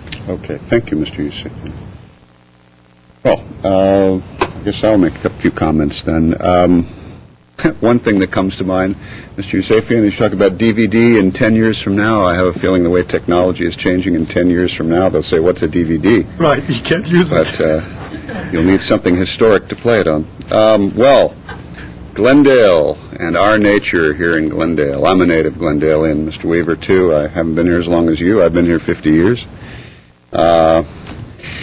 We just have a reputation for just jumping right in, don't we?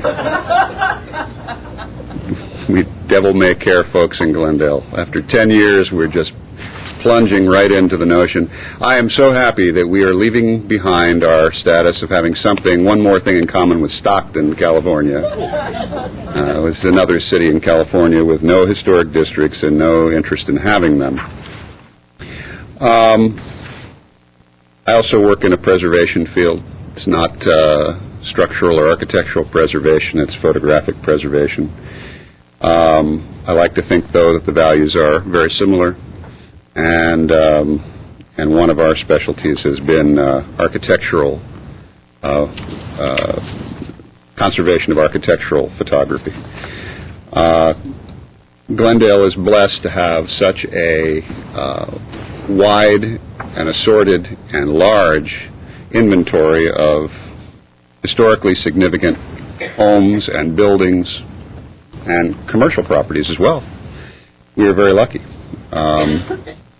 This has been a long time coming. I'm very happy. I wasn't here on the council when when the struggle to have this ordinance on the books was being waged. I wish I had, but I watched it intensely because it's important to me. I am glad that also that Councilmember Yusefian pushed to take the time to get clarification on that ordinance. I think it was significant, it was important, and I think had that not happened, we might not be sitting here right now. When I talk to people about historic districts, the main opposition I hear about it has to do with fear in general.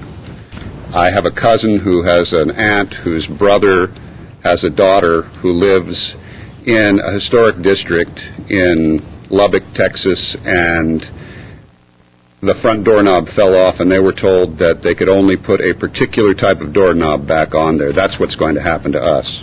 I have an aunt who has a cousin whose brother has a daughter who lives in a historic district somewhere in Barre, Vermont, and they wanted to paint their shutters brown instead of umber, and they were told no.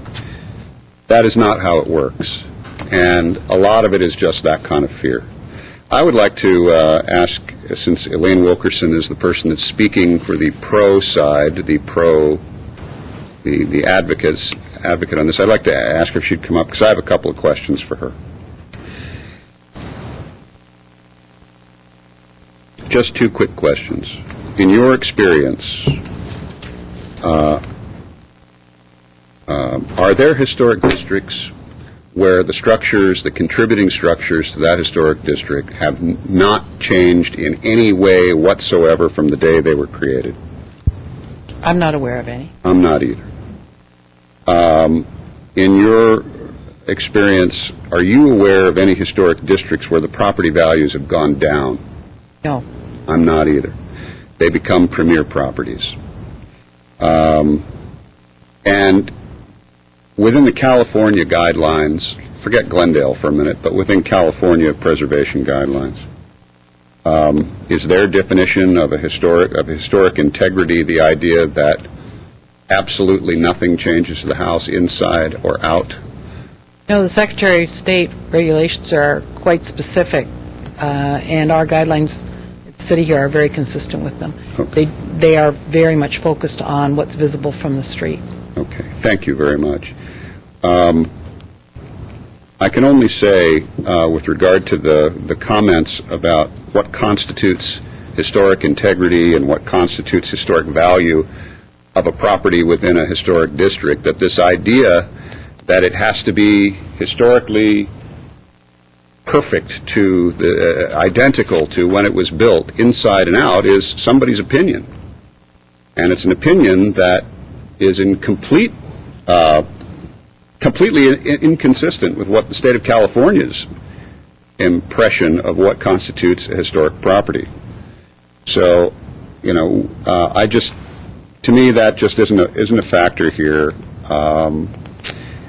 I'm very, very proud to be on this council at a time when we're having this debate and looking at our first historic district, and I look forward to it. I welcome it, and I think I agree with my colleagues who have said that, and some of the speakers who have said that as you get into this down the line, a few months or years, you're going to see that a lot of the fears are just that, fears, and you're going to come to enjoy many of the benefits of living in a historic district, and they are many. They're everything from tax credits to property values, and so on. So I also hope one of these days we have a historic district that includes a commercial area too. All right. Who had their? I didn't. Ready for introduction. Oh. I'll introduce the ordinance. Well, go ahead, Frank. You want to do I'll introduce the ordinance at 9A1. And, Mr. Mayor, if I had one thing? Yes. You've heard all five of us going to vote for this next week, so it's not necessary for you to come back, turn in cards, and speak again. All you could do is lose a vote here or there. Well, in all fairness, Mr. Weaver, I haven't heard that all five of us are voting for this, just in all fairness. You didn't? I did not hear that all five committing to voting for this. I'm not sure that everybody here felt they needed to commit one way or the other. That's right. I heard 4 out of 5. That's right. Sorry. Better come back next Well, week. I just don't want to I don't want to mislead the public into thinking that they should or shouldn't come to advocate one way or the other. Mr. Howard. Mr. Mayor, members of council, just some quick housekeeping. The record should reflect that there is a facsimile from Gary Cornell, should be part of the record, as well as the PowerPoint presentation, and the facts referenced by Ms. Ireland shall all be part of the record. I have a copy of that. All right. Okay, well, the ordinance has been introduced.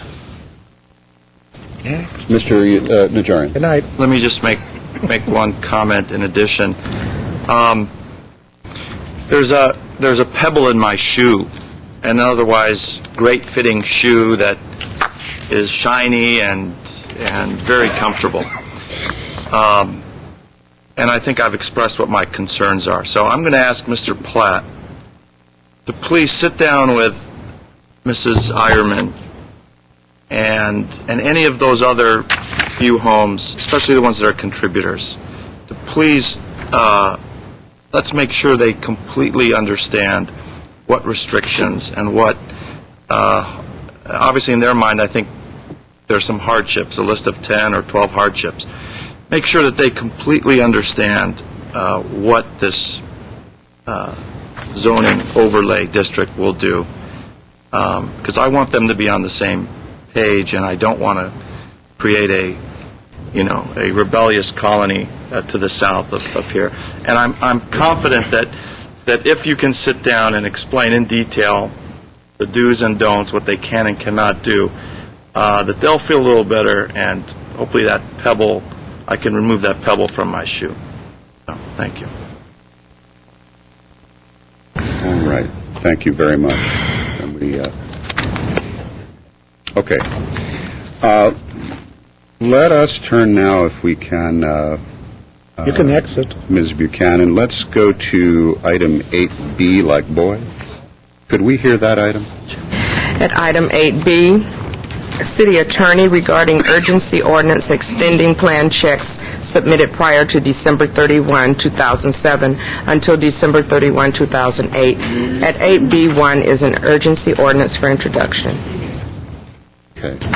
I'm going to go to Michael Garcia because he's standing at the podium big as life. So, Mr. Mayor, members of council, thank you. Yes, Mr. Mayor, I thought I might for just a moment. Inasmuch as I was the one who asked legal to prep this matter for the agenda, maybe a quick prefatory comment. In light of the current economic situation and the questions... Excuse me one second, Mr. Folks, we still have a meeting going on. Thanks.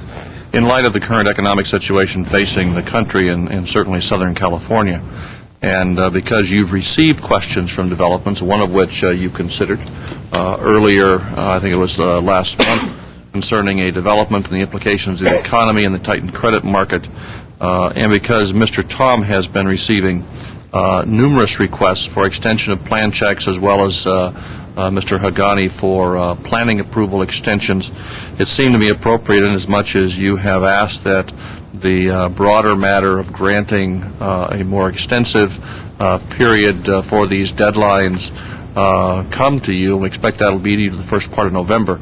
It seemed appropriate that we relieve Mr. Tom of the burden of having to consider individual requests and instead bring to you a recommendation that you grant a blanket extension through the end of this calendar year, which will give you the ability to hear the matter and discuss it in more detail in considering whether to grant further extensions. For that reason, I asked legal to prep the matter before you, and we'll turn to Mr. Garcia to give you an overview of it.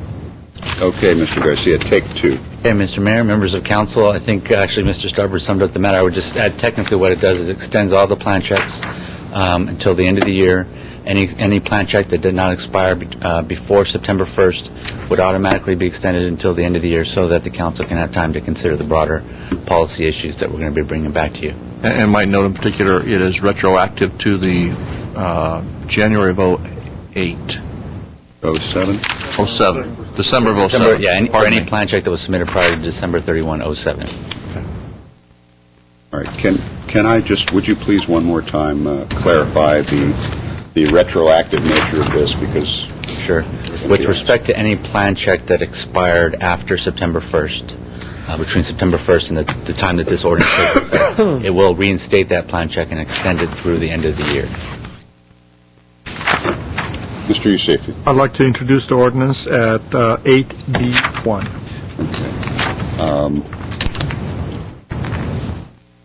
All right.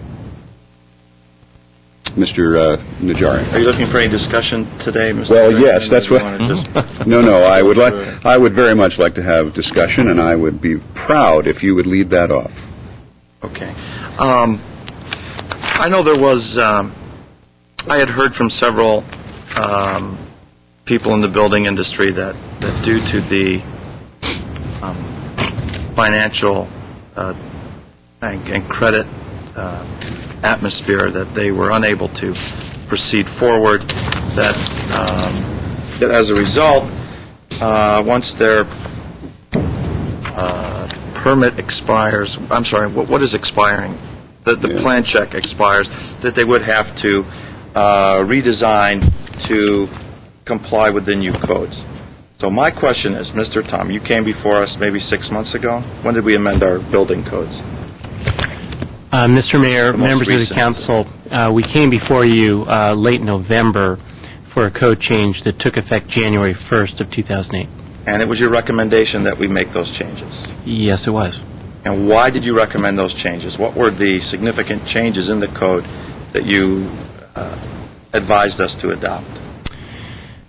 Well, the changes are too numerous to go over, but in general, as is always the case on the state of California's triennial cycle, the new codes tend to introduce newer provisions which increase the safety for occupants of the buildings constructed. And that's what I thought, and that's my only difficulty here, is that that we adopted the code that makes it safer for all buildings that will be constructed after January 1st.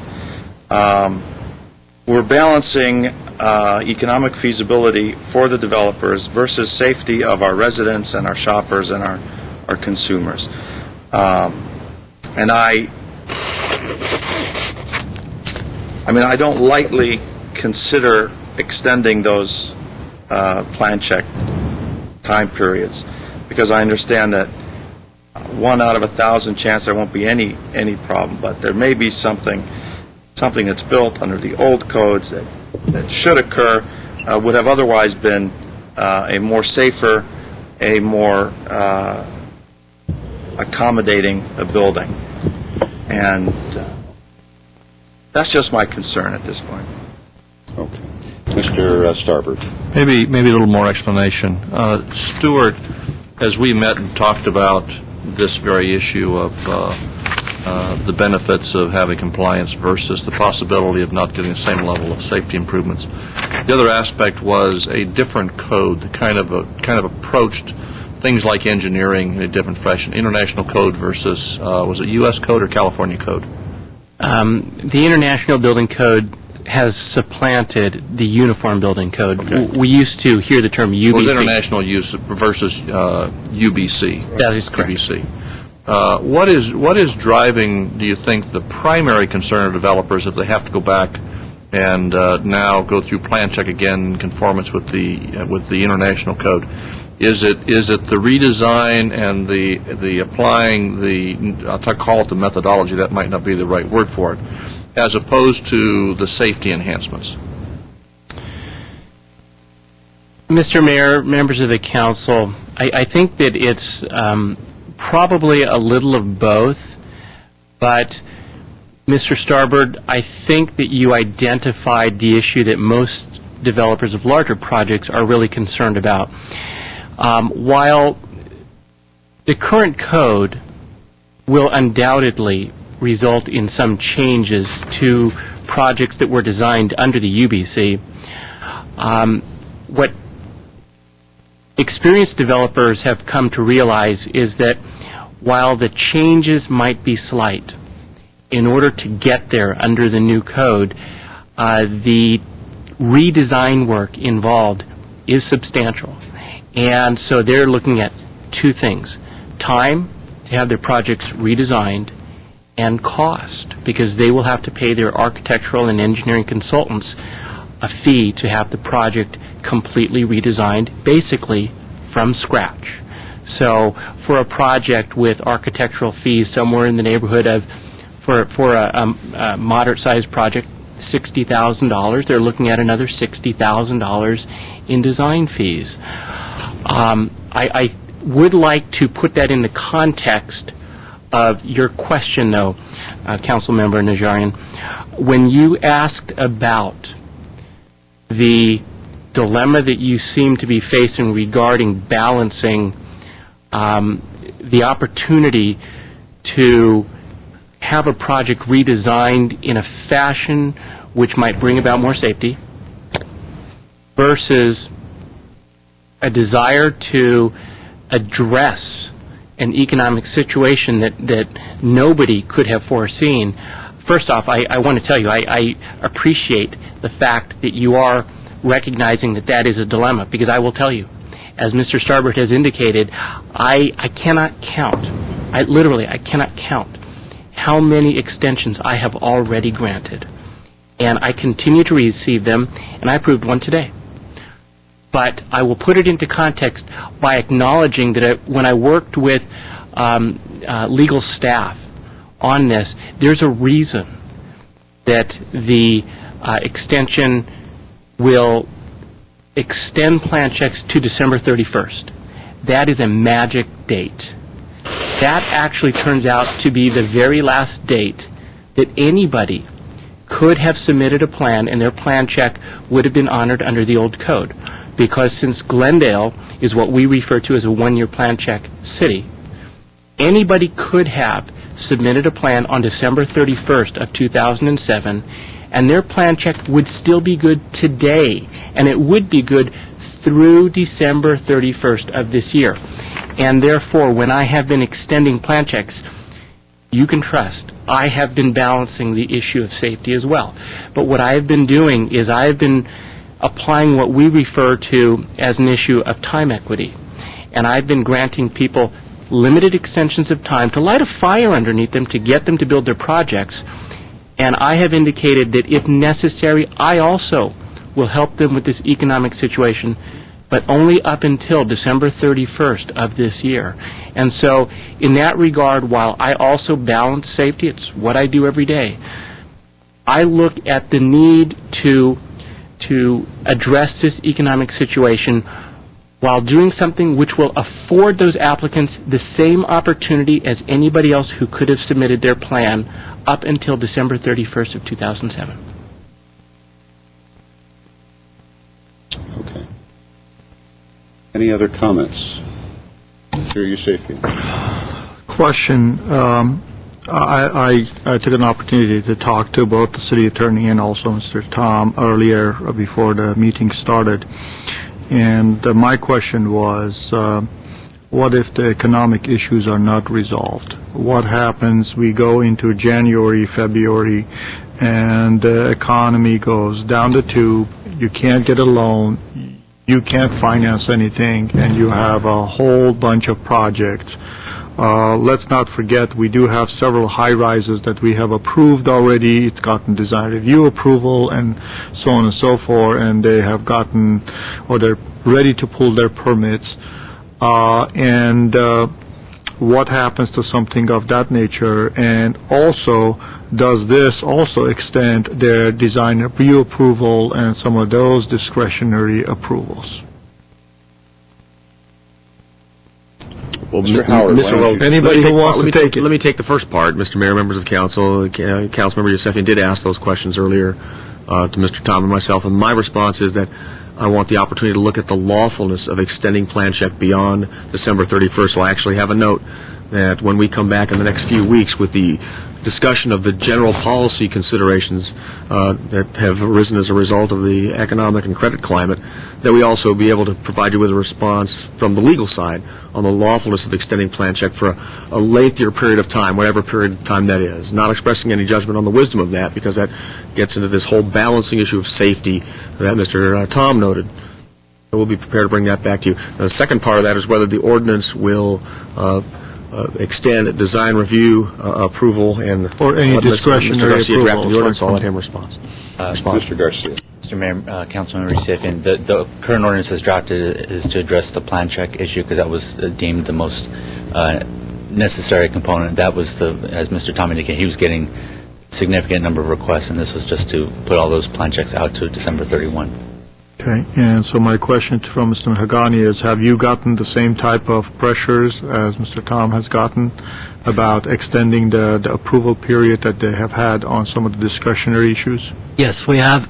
We have actually had inquiries from people whose permits may be coming close to expiration, and one of the issues, we plan on bringing an item before you for all the discretionary approvals from the planning department to be extended. I must say that the state has extended subdivision maps by a year, and we wanted to do something akin to that, and that'll be an item that we'll be scheduling in the future. Mr. Garcia. I was just going to add, Mr. Agani's item is combined with the item that we're bringing back on the building plan check. Oh, it is? Yes. Okay, good. Well, the only comment I would make is that, as much as I respect the concerns expressed by my colleague, and they are real concerns about safety, that's something we have to look at. And as much as I respect the comments of Mr. Tom regarding safety and that balancing act, I still don't want to leave here tonight with giving the public the implication that somehow the Uniform Building Code is something unsafe. Are we in an unsafe building? Absolutely not. So I don't want to, I don't mean to minimize the idea of safety and this balancing act, but by the same token, I don't want to exaggerate it into something that it's not. We have not been approving projects that are going to go up in flames or going to fall apart in an earthquake or that are going to explode or otherwise implode in some way. And again, not to negate the balancing act, but I understand the safety aspect, and I think we do have a safe code.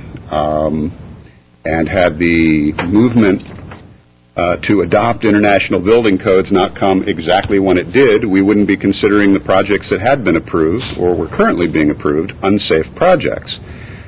I also don't want to minimize the fact that we talk about $60,000 in an architectural fee. That is true, but it's much larger than that. There's a lot of these entities are spending upwards of $2 million in pre-development fees in general and pre-development costs that go beyond just permits and go beyond the architect. It goes to a whole lot of things necessary to get a project of any size up and going. And attached to this is revenue that the city takes in that relate to parks and libraries and other things. In addition to that, there's this little issue of the economy that goes on all around us outside of this building. We can do this sometimes, but it's still out there, lurking and waiting for us in all sorts of ways, and I don't think we can just ignore that either. So I know everybody appreciates that, and this has been a delicate dance here, but I just don't want to give the public the impression that what we're opting for is something unsafe. Other comments? Introduced. Okay. All right. Mr. Mayor? Yes, sir. Did Mr. Starbird show you the printing machine we have down in the basement that prints the money? The dollar? Prints the what? The dollar bills. The dollar bills. You didn't see that? No, we have our own. To show him where we print the money. Oops. No, I missed that. That must be in some hidden corner of our graphics Why the department. economy doesn't bother us. We have our own machine. I see. It's a good thing to keep in mind. All right. Let's go back to item 8A. At item 8A, City Attorney regarding draft ordinance and options relating to a prohibition or limitation on the solicitation of funds, property, or services by council members using their official titles or official position, or from persons or entities with city redevelopment agency or housing authority contracts for applications pending before the council, GRA, or housing authority. At 8A1 is an ordinance for introduction, and 8A2 is a motion directing staff. Okay, thank you, Ms. Buchanan. I suppose I should go to the city attorney. Mr. Mayor, members of council, thank you.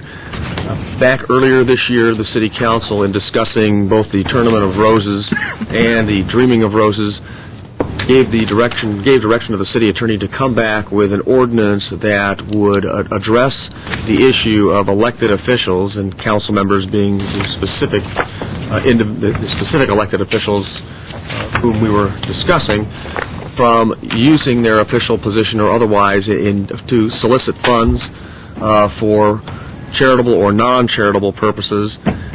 Sometimes it was various times it was called possibly aggressive solicitation. As you can note from the report, the whole issue of aggressive solicitation and solicitation generally by council members, and that was my focus, has been addressed and analyzed. The first thing I do point out in the report is that aggressive solicitation is generally thought of in most of the ordinances you find, including our own, which is pre-existing, relate to the actual physical contact and the physical nature of solicitation in general, where somebody approaches someone in an aggressive manner at an ATM, continues to repeatedly approach them, and it didn't appear that was a neat fit for what I heard the council discussing approximately 9 months or so ago. And I began then shifted focus to look at the more what I would term the ethical considerations of the use of an individual's position of authority to either compel, either expressly or by implication, the providing of money to either nonprofit or for-profit entities. And toward that end, my research led me to the ordinance that you have in front of you in draft form, and I should point out that it is a draft ordinance for introduction if it's something the council feels they want to go with, or there's at 8A2, as noted by the city clerk, there's a motion to direct staff to make modifications to that ordinance or move in a different direction should this ordinance not get you where you want to go or meet your goals.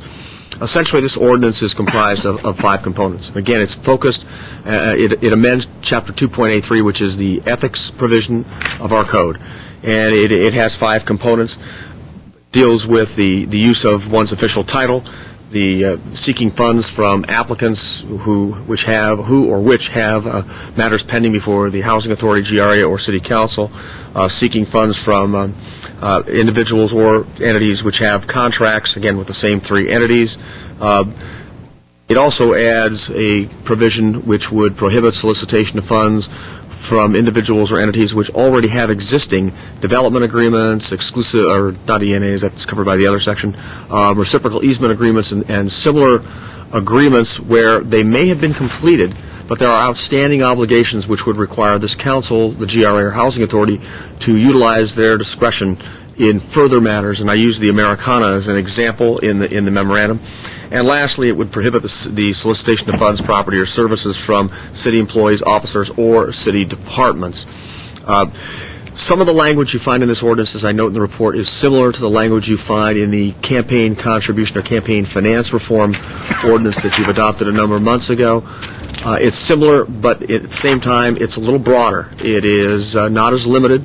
For one example that I'll note is that the applications pending in the ordinance that was before you for campaign contributions were matters that were actually, as a matter of right, would go directly either to the City Council or the GRA. Housing Authority was excluded.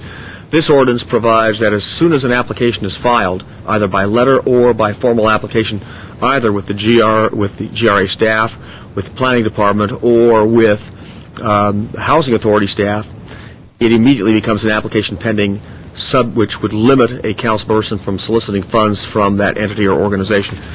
I need to point out that we do need to be wary, and I did footnote this briefly, but I want to focus on it a little bit, and that's the be wary of the law of unintended consequences here. While I gave this some thought in drafting it, and it doesn't appear that it's the case now, it could very well be that some of the long-standing charitable organizations like the Red Cross or Salvation Army, 2 examples that I used in the report, if they have a contract with the city, for example, that exceeds the $25,000 threshold, or if they have one or both have an application pending, it would preclude a council member from soliciting funds to be provided to that entity. And that's something that may be a rare case, but I wanted to make sure I pointed that out, that given the language in this ordinance, it could draw within it that potential unintended consequence. I note in the report that you can go slightly further than this, but there are constitutional limitations because solicitation is a form of speech, and as such, an ordinance needs to advance a substantial governmental interest and must be narrowly tailored to meet that interest.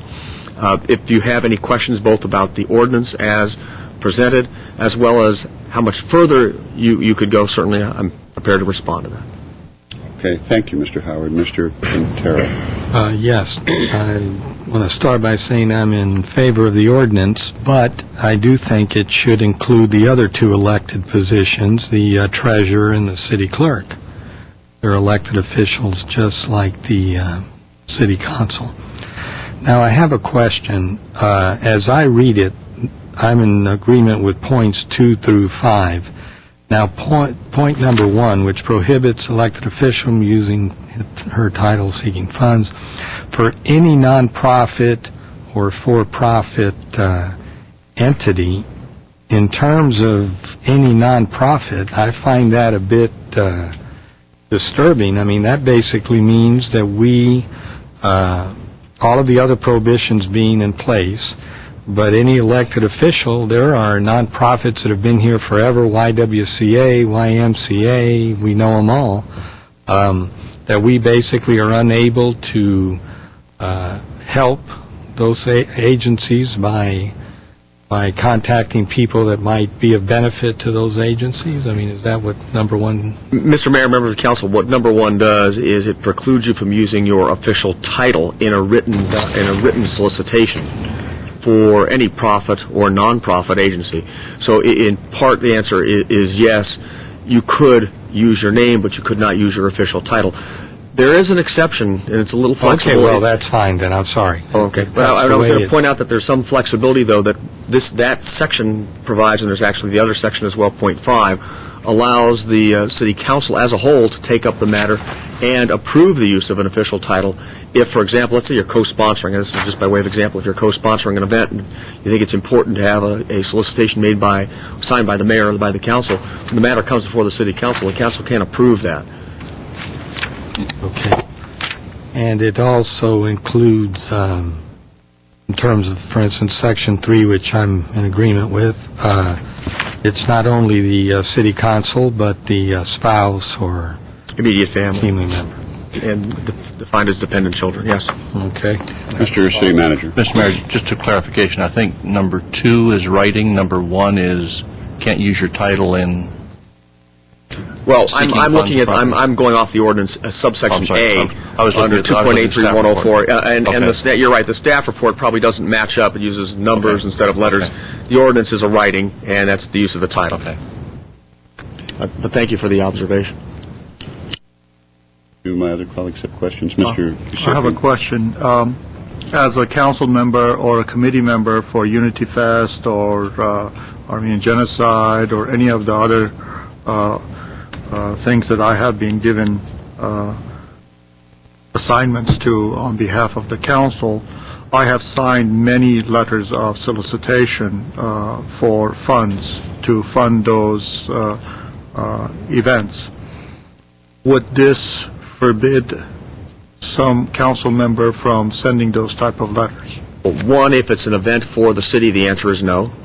Okay. And 2, if it's a private event that's sponsored by a private entity and the matter comes before you at that point in time, we would, if this ordinance were adopted, we would include some language to make it very clear that a council member, whoever it may be, or any member of the council may send a letter using their official title soliciting funds, property, or services. We'd make it very clear we can do that. Mayor, there's a couple of items in the ordinance. I think you could almost call this ethics ordinance. I guess he got his ethics ordinance earlier. Well, I'm not sure if this gives Councilman all of it, and actually it is. As drafting it, it clearly is, in my view, deals with the whole issue of if not the certainly the potential perception of how one uses their position, and so that's why I did include it within the ethics chapter. In my opinion, I think on the issue of how many days and so on and so forth, I think it needs to be consistent with what we have with our campaign contribution. So that would be 90 days instead of 180? Right. And also, under the municipal code, solicitations are forbidden under the state law, and so on and so forth. It says currently we have to file a document under 8201, 5B, 2B, whatever, which is it's a government code which talks about if you ask something in behest of $5,000, I think that needs to be changed to be about $1,000, which is consistent with our campaign contribution limits also. I just do not want to do something in here to be rash, to keep future council members or current council members to be able to go out there and raise money for worthy organizations. My main concern is, as I originally asked for this, is that we do not do this in conjunction with a project that is going to be in front of us to make a decision. So this way, they don't look at this as, okay, you're getting money for, I don't know, Bob's Vacation Fund in Hawaii, a nonprofit organization, and I also have a 20-story building in front of you to be approved. So that's why I wanted to have some type of a separation, and I think we did the same thing with the campaign contributions, so I like to keep it consistent so we can remember only one thing instead of 20 different things. Councilmember Najarian and Councilmember Quintero. Mr. Howard, so let me see if I understand on page 5, subparagraph D.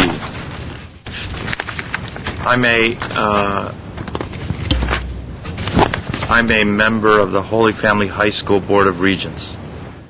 On their letterhead for the Board of Regents, I think it has my name with an honorable next to it. That letter is used to solicit funds for their Midsummer's Night Cuisine and various other charitable purposes. Would that in and of itself be a violation of what we have here? Not with the language under subsection A of 2.83104, no. Not under... That's the section that precludes a council member or a member of the media panel from using the title or any variant in a letter to solicit funds, property, or service. So I am using it. Well, you're not using it. The board, somebody else will be signing it, not you. As long as I'm not the one signing. If it's on a standard letterhead, it's similar to the mass mailing provisions I think that you find in the government code, that if you're sending out you're not sending out, if somebody else is sending out a letter, it's not a public expense, it doesn't have you featured on it, for example, and you're part of a logo or letterhead, it's not considered to be something that's been sent by you. Okay. I go to... We can certainly, and again, you raise, these are all excellent points, and that's why this is a draft, and that's why we also have a motion to direct staff. That can be clarified to make it very clear that if you appear on the logogram of a letterhead of a nonprofit entity and you're not featured, there's similar language we can use again out of the mass mailing provisions under state law. I go to Rick Caruso and I say, we are having a reception for Dale Bonner, Secretary of Transportation. I want you to make a room available in the won't you make a room available in the Americana so we can have this reception with city officials and other state officials? What have I done? That would be a violation of the ordinance as drafted. Yes, sir. You'd be seeking a service, using your official position to seek a service, even if it was for somebody else. Even if it's for the city? Well, if it's for the city's exempt. If it's for anyone else. And again, good observation, if you would like to exempt employees of other governmental agencies, you can certainly do that. But right now, the way it's drafted, okay, you would not be able to do that. I go to Mr. Caruso and I say, the Red Cross is a great organization. Would you please consider making a donation for their blood drive? Violation. Violation. Sir. Even if it's not cash? Even if it's not cash. Blood drive. Well, arguably, If it's just blood, if you're truly just asking him to give blood, the answer is no, it's not a violation. Okay. But if it's a service property. My wife, who's on a charitable board, goes and contacts someone who is a MV Transportation and says, won't you please donate to Glendale Memorial Hospital, upon which I'm on the board, which she isn't. But is that a violation? Yes. That is a violation, because they contract with the city over $25,000. Under subsection D, yes. And she's my immediate family. Correct. Okay. Let me pass it on to... Okay. This is getting to sound, by the way, sort of like a panel, one of those panel games from the 50s, you know. Do you provide a... Service. Yeah. I'm not Dorothy Kilgallen or any of those others in one of the squares. Well, Mr. Howard, you made a joke. It's pretty rare. But Now, one of the, something that I think is missing that I thought was sort of, well, certainly what I was interested in, my idea is it's different if you don't serve on the board of a nonprofit and you attempt to help that nonprofit. It's serving on that board that I see the conflict. Then that becomes sort of your personal charity as opposed to other charities out there in the world. And so I don't see anything in the ordinance that sort of curtails that or does it. No, Mr. Mayor, members of the council, Councilmember Quintero, it's a good observation. It does not. I note in the staff report that this ordinance does not quite go that far, but I did footnote that if you go that far, and I believe constitutionally you can, that you begin to really bump into that law of unintended consequences. It may, because I know a number of boards like to have local elected officials on them in honorary positions and the like, and yet if they do that and you draft the ordinance in a way that is essentially not discriminatory and it's even-handed, it could compel you to have to resign from that board. Okay, well, look, I find that I would like to go that far because I find that, I mean, there are so many nonprofits in this city that do wonderful work, and when an elected official sits on 1, 2, or 5 boards, by implication, I think that means that they are more closely associated with that board. So I would like to have something in the ordinance that says if you're sitting on a nonprofit, great, but you shouldn't be out soliciting money on behalf of that nonprofit, which obviously would lead to perhaps having to resign from some of the boards, but I think that's appropriate. That's my feeling. I don't know how anyone else feels. Or not ask for money. Well, that's true, too. You can sit on the board and not ask for money. That's a good point. But once you're sitting on a board, you shouldn't be out soliciting money for that particular nonprofit. Councilmember Najarian. Okay, just to throw out these examples so we sort of clear what's possible. Metrolink has a holiday toy train that comes through town, and I think it involves a minor cost to the city, perhaps some police, security, etc. If I came to council and said, why don't we support this holiday toy train? It only cost us $10,000. Great for the kids, yada, yada, yada. Is that a violation? No. Because I'm coming to the city council, the full council, to support it. If I came to Mr. Starbird. It may be a violation because you can't, well, if it's funds, if it's considered to be a fund or a property as we define it in the ordinance, or service as we define it in the ordinance, and you're soliciting that from an employee or an officer, Mr. Starbird is an officer, it could be a violation. So will we have a safety valve then? Anything that comes to council and gets council approval? Guys, I want to solicit Pacific BMW to give to the Red Cross toys for the homeless or etc. Yes, that's okay, let's do it. You have our authority. Can that be done? Or let's, as a city body, approve that action. The answer is, let me answer it 2 ways. One, you can direct me to redraft this ordinance any way you'd like, to include large, small, or medium safety valves if you like. There are 2 built in. One is for the full city council to allow the use of a title, and the other is to allow the solicitation of departments, officers, or employees for the example you gave, for example. Those are already in the ordinance as drafted, but certainly we could make it broader if that's what you'd like, a broader safety valve, if you will. I mean, what we're the reason I think this came forward is we had heard examples, whether true or not, of some excessive influence and pressure put on certain either individuals or organizations to make donations to either a nonprofit or a profit, etc. So I think that's what we wanted to curtail. I mean,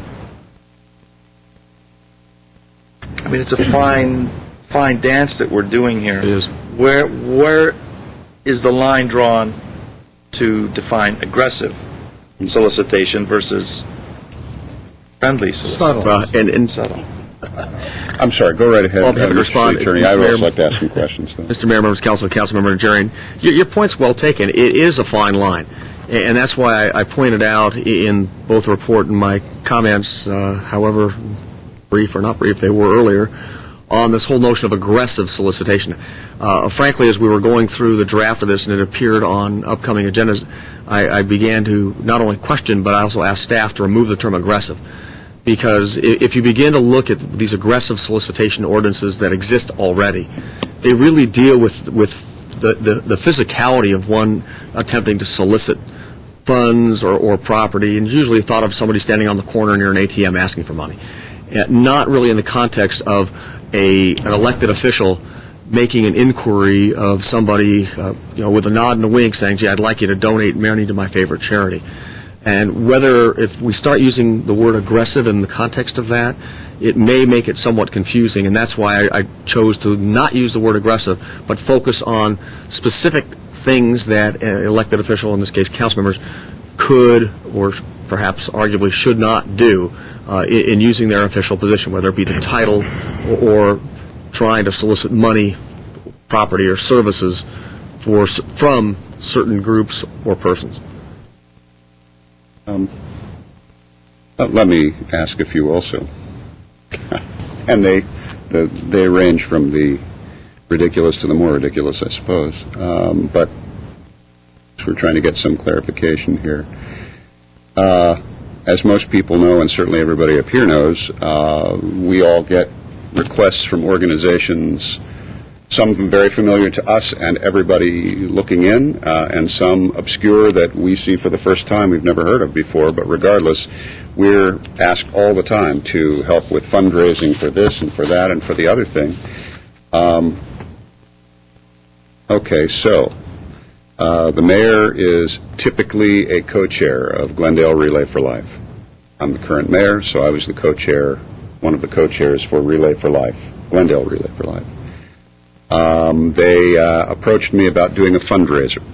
Okay? Fundraiser I suggested that I could do, that I had the time to do, and that I thought would be most effective in terms of raising funds was an evening out with the mayor, right? So they print raffle tickets, it says evening out with the mayor, and people pay money to buy a raffle ticket, a chance to go out for an evening at the dinner and to the theater and so on. Is that a solicitation under this? In my view, given the ordinance was drafted, the answer is no, for a couple of reasons. If you go through the analysis, one, there's no contract with the city, so it's not a violation. There's no application by Relay for Life or any of its, let's say, umbrella organizations pending before the city. Not an employee, department, or an officer of the city. So those three are out. Well, but Mr. Howard, suppose Glendale Relay for Life came to the city and said, we want to use your facility, whatever facility, to do our event, and we want a discount on city services. It doesn't matter. It's the same thing. They don't have they need to have a contract, but the prohibition is we recognize 5 points. And that's why I'm going through them one at a time to try to, by process of elimination, see what we're left with. One, if they don't have a contract which is worth $25,000 with the city, they're not a contractor with the city, it wouldn't apply. If they don't have an application pending as defined, the prohibition wouldn't be defined. It wouldn't apply. If they're not an officer, employee, or a department of the city, where the council member is seeking services using their official position, essentially to seek either funds, services, or property from an employee, a department, or an officer, it wouldn't apply. The only one that could possibly apply is using your official title. to seek funds. And what I've heard, at least in your example, is you wouldn't be using your official title. Your name would be on a raffle ticket saying a night out with the mayor. The mayor wouldn't. I mean, there would be maybe it's a fine distinction. Sounds like semantics. So, well, and it is, and that sometimes that's what it is. I think the exercise tonight is to really go through exactly what you're doing and kind of hone down to the point where the council feels, we're uncomfortable with the breadth of this in one respect, or we think it's not broad enough, and give me direction to go back with a sharper pencil and hone in on some of those things to give you the greater latitude that you need to deal with. All right, let me take that same, I have a few other examples, I'm sorry to take up so much time, but I'm trying to get clear on this also. Let's take that same example. 20 years from now, Mr. Weaver is still on the city council. Oh, God. And none of us are. And he's doing this event, Evening Out with the Mayor for Relay for Life. Be 89 years old. He picks up the phone and he calls Councilmember Yusefian, who still lives down the street, and says, Bob, I'd like you to buy one of those tickets. Same deal? It's still a semantic game. Okay. Still the semantics. Again, that's what these things are, essentially, is an opportunity for the council to try to tell me where you think the ordinance either is too broad or too narrow. When I went through the drafting process, it was looking at examples in my mind. Obviously, you are far more familiar with the types of things you do and the groups and organizations that approach you. Well, the city has a contract with Pasadena Humane. We do. To act as their animal control entity. Okay? Pasadena Humane contacts me and says, we're doing fundraiser for our facility. We'd like to have a picture of your dog. This is the first dog of Glendale right now while you're the mayor. It's on our fundraiser. What about that one? Not a violation. Not a violation. Not using unless the dog's name is councilman. No. All right. Again, the issue of using official dogs, but not all right. So now I'm on there with the dog. Picture of me and the dog. Picture of you and the dog. I wonder if it's a mass mailing. It's paid for taxpayer expense. No, it'll be a state law issue. We'll go through walk through the analysis just like you do with FPPC opinions. They have the contract. And the question would be then, are you soliciting funds, property, or services? And if you are, then you're in violation. Okay. Contract is worth more than $25,000. Any one of us goes to a public event, let's say at the Hilton, it's a charitable event, pick one. We all go to them. There's a program for the event. The event is to raise funds because they're charging for a chicken lunch. And whether it's for pick an organization. There are many of them, not just city groups. Sometimes we go because it's fire department, but let's say it's Chamber of Commerce. There you go. There's a good one. And we're on the program, and the substance of the program is give generously to your local Chamber of Commerce or to the Glendale Chamber of Commerce, and our guest speaker is Mayor Yusefian. Now, we don't have a contract with them, but we're still, in a manner of speaking, soliciting. I guess what I'm getting at with all the questions, Mr. Howard, is, and it's what I'm sort of picking up from some of my colleagues, some of this, is that we're here talking about this issue because of specifics related to grooming of roses and that sort of thing. And I'm just trying to get, I'm concerned that what we do here is I hate to use the cliche, but throw the baby out with the bathwater, because what we're trying to do is make sure that there isn't an abuse or a conflict of interest. I don't know. I'm just trying to find the distinction here. There's some real semantic games that I'm seeing that we're playing here that, to me, are just that. They're semantic games, and yet we're going to wrap it up and act like it's somehow sacrosanct because we say it is, but it's still just a semantic game. How do we, what is the actual crux of the issue as to why we're here, and is there something more direct here where it isn't a guessing game, a semantic game, a series of tests that we may remember or may not remember, and we don't disappoint our constituents. At the same time, we act in a reasonable and ethical manner. I'm not sure and with all due respect to I'll come to you. 1 second, I promise, Mr. Sidney. With all due respect, I'm not sure this is getting us there. I'm not sure it's getting us to the heart of this issue, and the longer we ask questions, the more convinced of that I am. No disrespect to you. I know you've worked on this. You're trying to give us what we asked for, but I'm not sure this is it. I think it's anyway. Councilmember Yusefian. Thank you, Mr. Mayor. I think when I asked for this, it's very clear to me what I'm trying to avoid. It's very simple. We have rules about campaign contributions that says if you have a project in front of you 90 days before, 90 days after, you cannot ask for any money. I think if we took that, which is very simple, and those 3 items that you just went through, and what Mr. Quintero said, which is I cannot go out there, use my position to solicit fund for a nonprofit that I created or I am sitting on. Frankly, I have no problem if Mr. Draymond sends a letter saying I want money for blind children's fund. I'm the mayor of Glendale.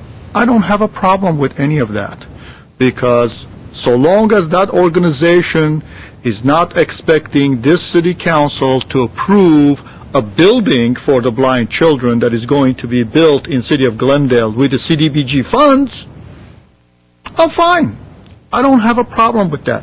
I do not wish to handcuff this council or the future councils from being able to help the real legitimate nonprofit organizations that are in dire needs of funds, and we have an ability to help. I just want to make sure that we do not create the perception out there among certain groups that, hey, you don't give to my favorite charity, or you don't contribute to, I don't know, such and such organization, you know, that 20-story building you got coming in front of me, I don't know, I may pick it apart. So if it's before or after, that council member no longer has any authority, project has been approved or denied, and it's done. So that person will decide to contribute or not. For example, Mr. Caruso, we got nothing anymore. We're done. I don't see anything wrong with going out and asking Mr. Caruso for something.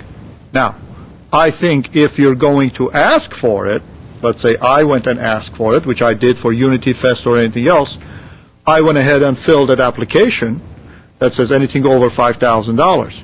I have a person who has been asking for $4,999. I think we should just bring it to $1,000, just like we do with the regular campaign contribution limits that we have, and let the public see what we're asking for. And I think full disclosure is the best in this type of scenarios. And that's it. That's what I was asking for. So I do not want to handcuff anyone, and I want people to be able to ask and help real charitable organizations. So I hope I made myself clear what I was looking for, and I don't know what the rest of my colleagues will. Okay, Mr. Quintero. Well, I would want to stick with the prohibition that if you're sitting on a board of directors, that you're not allowed to solicit funds on behalf of that nonprofit. I think that goes to the core issue of what we're trying to do here. I was for that. Yeah, I know. And then overall, I mean, philosophically, I guess in a sense, when I was elected to the city council, that was it. I basically resigned from the nonprofit boards that I had been sitting on, or the advisory committees, or whatever it was, because I just felt, once again, just the name alone sort of implies that somehow that's my favorite charity, and I don't think that's appropriate. We're here to serve all the nonprofits of Glendale and nonprofits from outside of Glendale if they function here in the city. So I think that's what we're trying to get at with this ordinance. Well, I agree with that. I did the same thing.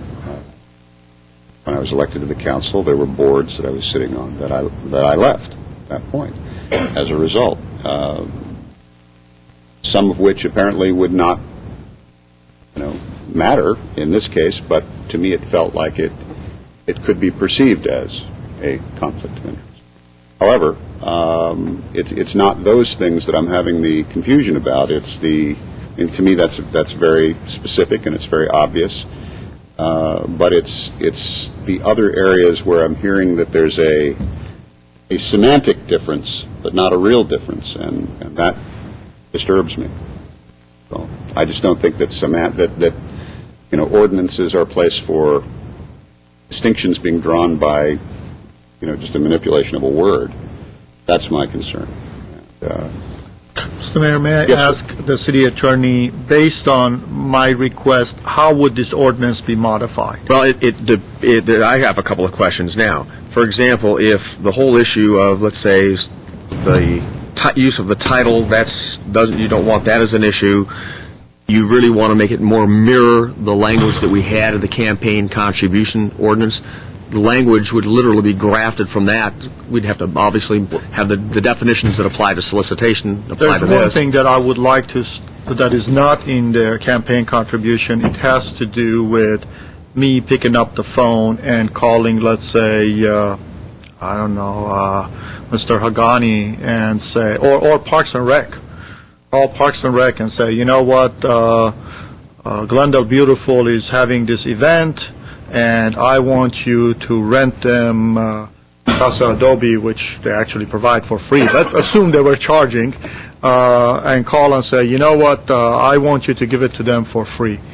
I don't think I should be able to do that. I think all types, that type of stuff needs to go only through the city manager, and if he doesn't feels that it's appropriate, then it should come to council. Right now, so I don't know if that's covered. It's covered under subsection E on page 5 of the ordinance, and actually this is one of those sections with that safety valve that allows it to come to the city council. Okay. I like to keep that part of it.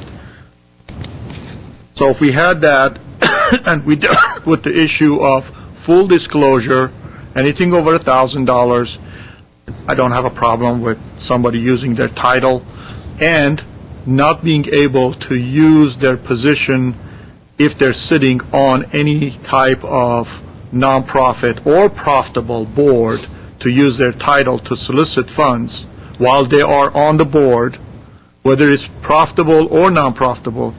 I think that pretty much simplifies things, and then we don't have to worry about all the nuances of, I went to Chamber of Commerce and asked people to give. Does this mean that I am in violation? I'm not in violation. So, and I think our mayor is absolutely correct.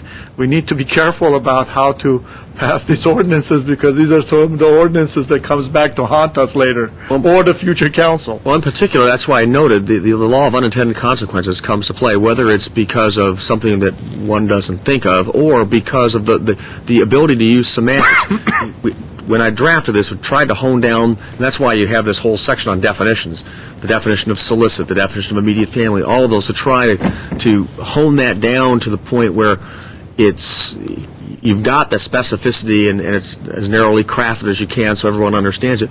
But there will be, as careful as you can be, there are crafty people out there that are going to look for pardon the expression, the loopholes to be able to try to fall within it. The points you've made, and it's one I want to go back to on this whole issue of serving on a board and precluding solicitation. Some care needs to be, we need to look at that somewhat carefully. In my research in reviewing just that, you come into this potential clash where individuals that may be their business. For example, they set up a nonprofit and that's their business, and as a result, and if they happen to get elected to city council, it becomes very difficult for the city council to legislate essentially away that business by telling the elected officials, since you're on the council, you can no longer solicit funds because you're on the council. Your point, I think, is one where we can constitutionally come up with some language to prohibit someone from using their official position while they're on a board of directors to solicit funds.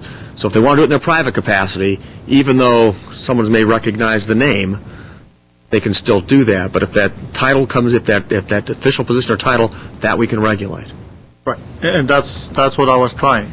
I can write a letter as the president of Omnicraft as my old company was, and ask for money, but I do not sign Bob Yusefian, Glendale City Council. Correct. I just signed Bob Yusefian, President. And that we can regulate. Mr. But Mr. Howard, are you saying that basically we can't prohibit council members who sit on nonprofit boards from soliciting money for those boards? I think you can prohibit them from soliciting money from individuals or entities that have contracts with the city or have connections with the city, Right. but otherwise, if it's so broad, you're essentially putting the person out of business. Again, you're putting them in a position of having to say, I can no longer do business because I can't No, I'm not solicit. talking about business. I'm talking about a nonprofit Well, board. that may be their business. For example, there are a couple of FPPC opinions on that where individuals were the executive directors of a nonprofit. Right. And as an executive director of a nonprofit, they may have action, and the questions that were asked of the FPPC was whether their salary was a source of income, and they were out there soliciting funds for whether it created a conflict of interest. And they went through the analysis. Some of these people were earning six figures as executive directors, and the FPPC was only looking at whether or not it created a conflict of interest based upon the analysis of whether it's a gift or a source of income or had an interest in real property, and was really focused on source of income or gift or personal finances. The FPPC didn't imply, in fact, that's why I've indicated in my report throughout the region trying to research this. There's no other city that has anything like this. The closest that we come is the at the behest of rules, where you have to report a solicitation by a council member where someone actually, at the behest of that council member, gives you $5,000 or more, or you have the analysis under FPPC regulations to determine whether there's a conflict. That's why I ended up coming up with the one general case which notes if you're in a lawful business, you can't really regulate or put that person out of business. You can regulate for the purposes of the health, safety, and welfare of the community.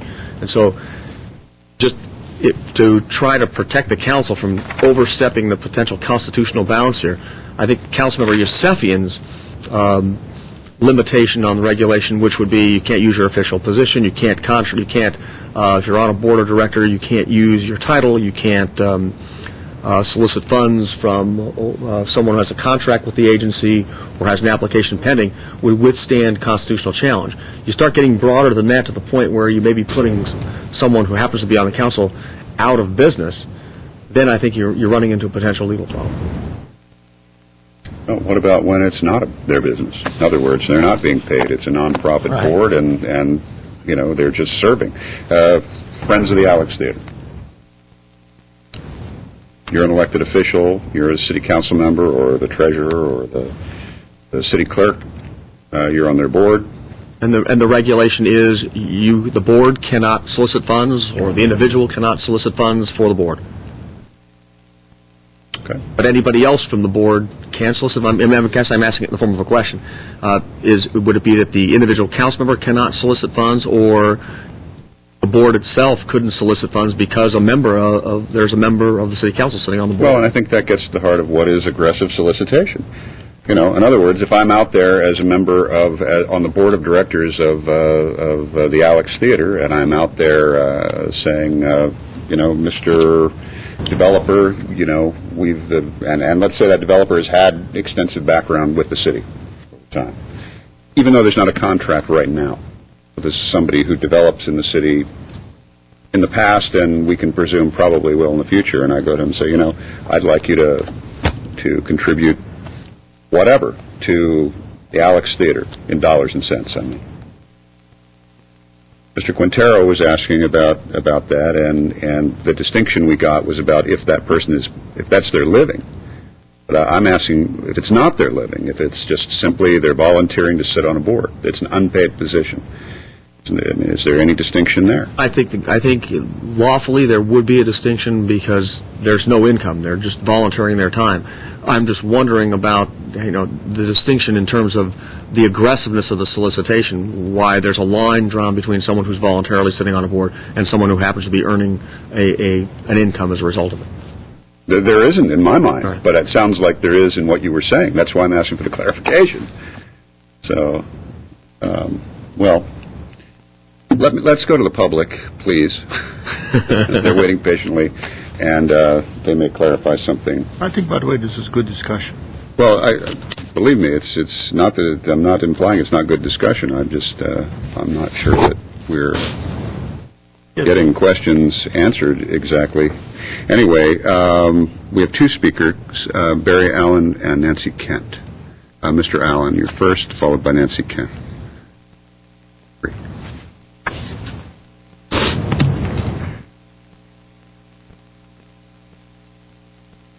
Thank you, Mr. Mayor, Council, staff, and of course the public. I'm Barry Allen.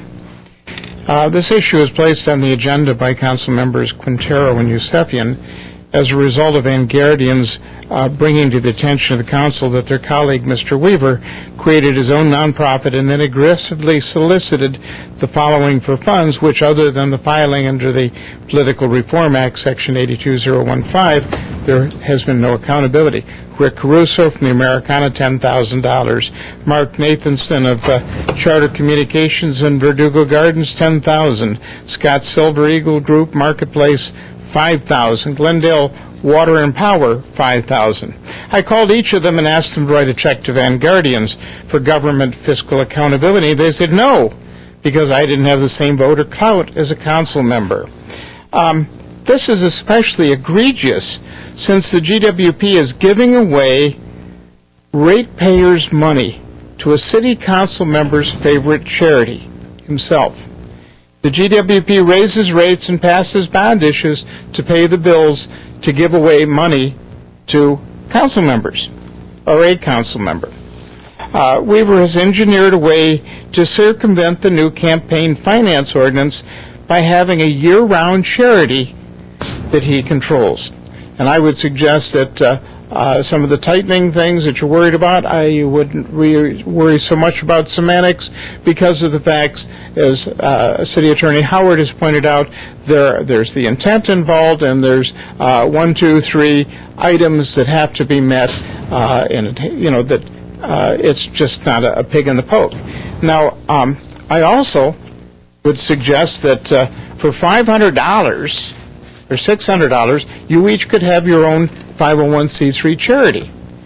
Quick, simple, and you could do the same thing to circumvent the campaign finance laws.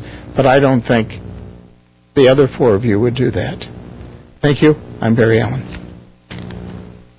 Thank you, Mr. Allen. Nancy Kent. Nancy Kent, resident of Glendale. I think it's admirable that some council members brought up this ethics issue and that you're discussing it, and I hope that you will adopt some legislation that matches the suggestions that council member Quintero and Yusefian brought up tonight. Thank you. Thank you, Ms. Kent.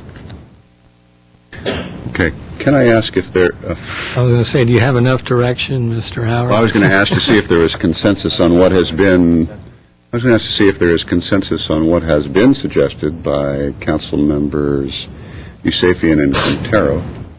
All right, don't be shy, gentlemen. You never are, suddenly. Which was, I mean, can that be restated?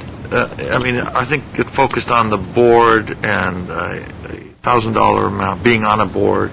I note, Mr. Mayor, members of council, my notes reflect a couple of things. One is to more mirror the campaign contribution ordinance relative to solicitation by members of council from individuals or groups that have applications pending, to make that more, as Councilmember Yusefian said, it would simplify it to make it mirror the campaign contribution ordinance. Also adding our own local at the behest of reporting requirement, lowering it from $5,000, which is under state law, to $1,000, and then look at some language that would address the limitation on soliciting funds while you're serving on a board in a way that we don't cross the line to put somebody out of business, so to speak, and don't harm the ability of council members to solicit funds for what I will call traditional long-standing charities, but try to address the perceived or real potential conflict that has been seen through or observed by others. And again, I'm not saying it's happened, I'm just saying it's been perceived and stated by others to be in the nature of aggressive solicitation by using one's position or official position to seek funds, services, or property. And keep E. And keep, and thank you, and keep E. But we would eliminate, according to Mr. Yusefian, eliminate A, except for when you're actually on a board, using the title. So you could still continue to be on those boards. So do we have general consensus on that?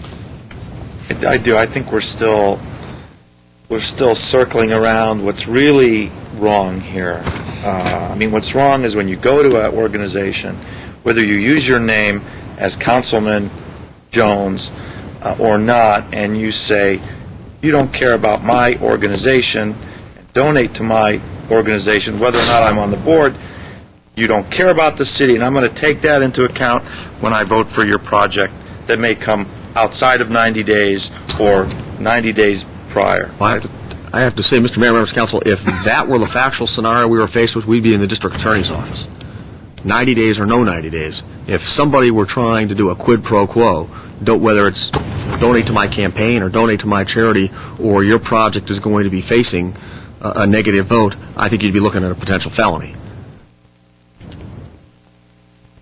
Under that limited scenario that you just presented.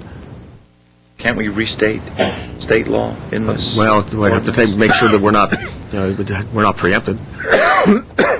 If you're talking about, what I could do is add some language certainly in the purpose clause to note the bribery issues and the prohibitions under state law against bribery and how that's defined. We have ordinances that echo sections of state statute. Where we're not preempted, yes, we do. Where we're not preempted, yes, we do. But there are some areas where, particularly in certain penal areas, where you're not allowed to duplicate areas of law that are already there. But I can't tell you right now if we can do it with bribery or not, because I haven't looked at the issue whether we're preempted. But we could certainly, even if we couldn't duplicate that and make it a crime here, we could certainly reflect the care and the concern that the council has for the appearance of that type of conduct, whether it rises to the level of an actual violation of state law or not. It's pay to play. That's what we're talking about, except it's not pay me, it's pay this organization that I may or may not have ties to. What's the implication that you need? Right. So I have no problem with what Mr. Yusefian and Mr. Quintero suggested, those 3 or 4 points. But maybe we need to be just flat out blatant on what we're really in the intent sections to what we're trying to prohibit. And I'll certainly do that. Actually, I do use the phrase pay to play in the legislative purpose clause. Pay to play quid pro quo assertion, which occurs when a council member seeks funds, property, or services, etc. So that language, I think it's critical and important language to include as legislative purpose. But I'll go back and take a look in reworking this at this whole issue of this type of bribery or bribery-like conduct to see whether, one, we can legislate it, and two, if we can't, that we at least include some language that perhaps we beef that up in the findings and reflect the council's concern over that. Mr. Mayor? Yes, sir. Question. On a hypothetical issue that Mr.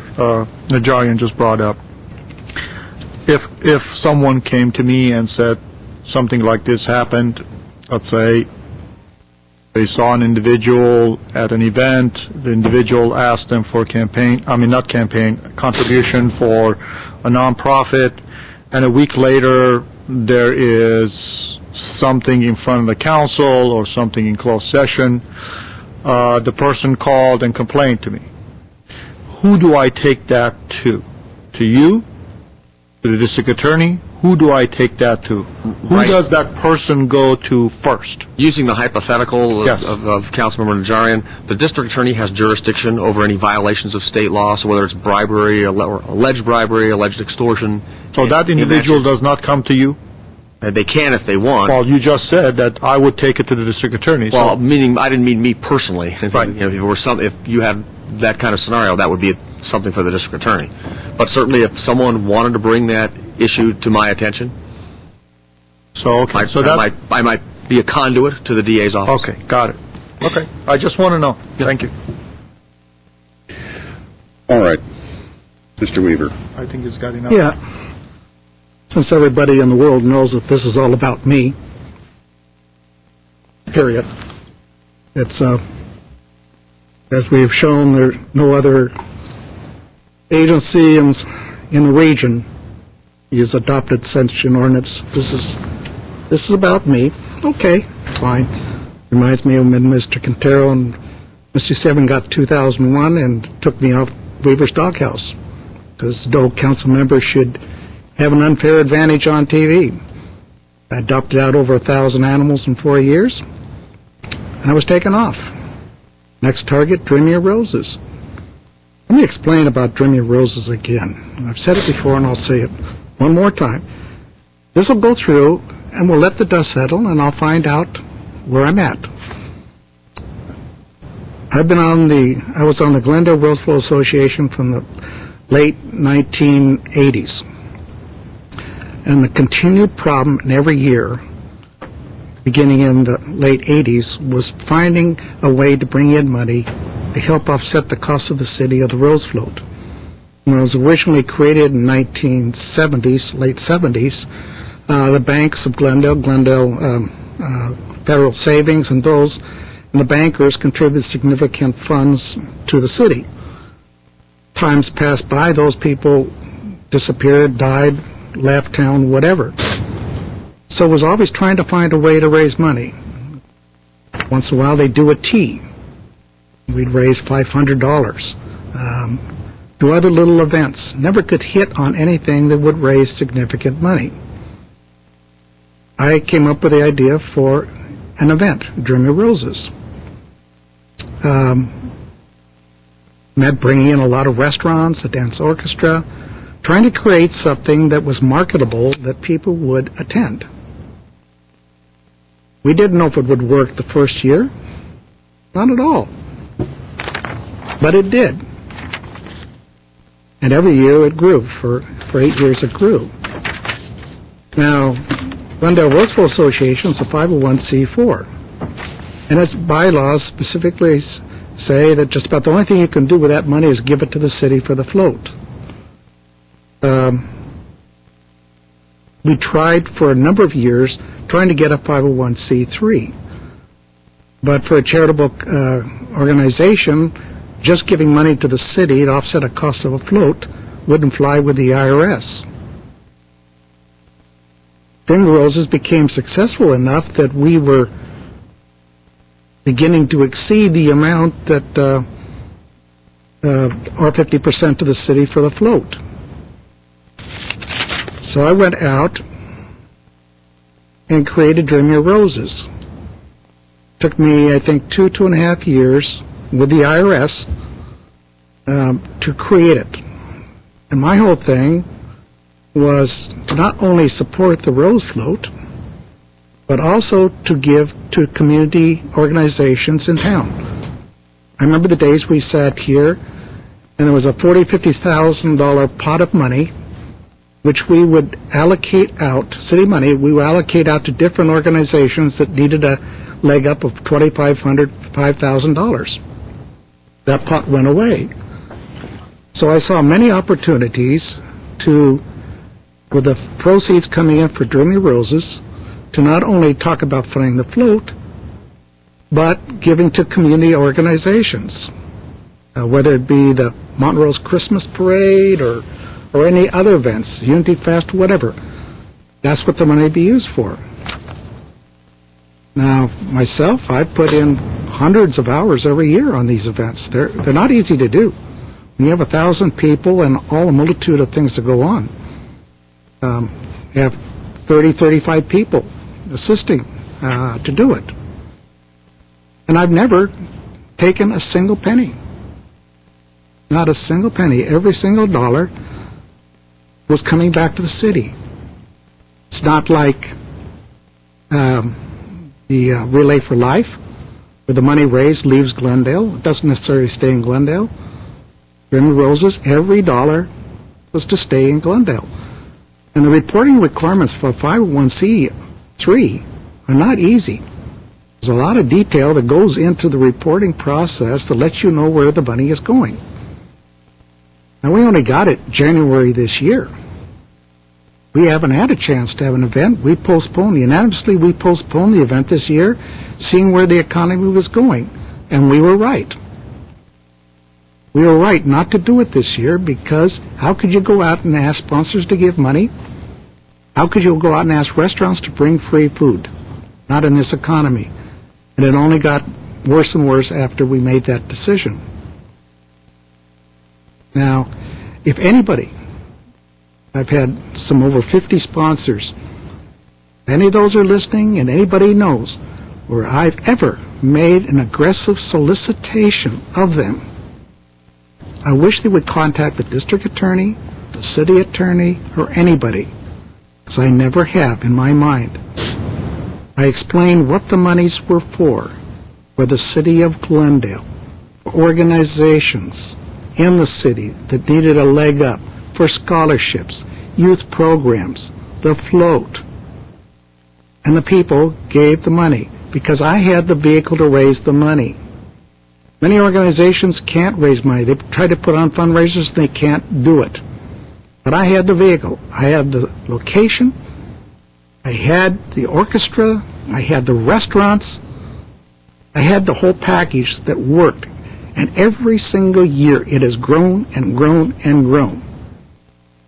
Now, whatever passes here, I'll live with it. What it will mean when I sit down and digest it with the city attorney, what I can legally do or not, I don't know. Dreamy Roses may be dead. And if it's dead, there's only one group that is hurt. The people of Glendale. Nobody else but the people of Glendale. Because I've done nothing for myself personally. And if you want to go down this route about, well, gee, okay, I'm the executive officer of it. I'm not getting any money. Maybe I'll start having my board give me a salary so I can say you're hurting my income. You want to get around it that way. But I never have and I never will take a penny. Every dollar raised that is net is for this community only. Now there's people out there that don't believe that for a minute. I believe I'm doing a number. Contact the IRS, contact the FPPC, contact the district attorney, because Dave is doing a number on everybody. Wowee. Well, fine, it's been tried. I've done everything by the book. I've tried to give back to the community I was born and raised in, lived in 69 years. And now I'm going to have a number done on me to a certain degree. Don't take it the wrong way. There's a lot of good points in what they make. Whatever it is, I'll live with it. But I will abstain in the voting because I know in my own heart I've done nothing wrong and this is unnecessary. I don't necessarily see where this city has to become the very first in the whole region to put something in. Wow. I hope we send a copy of that down to the city of L.A. and let the mayor of L.A. start talking to the council there about doing it. Wowee, will you see a change in L.A.?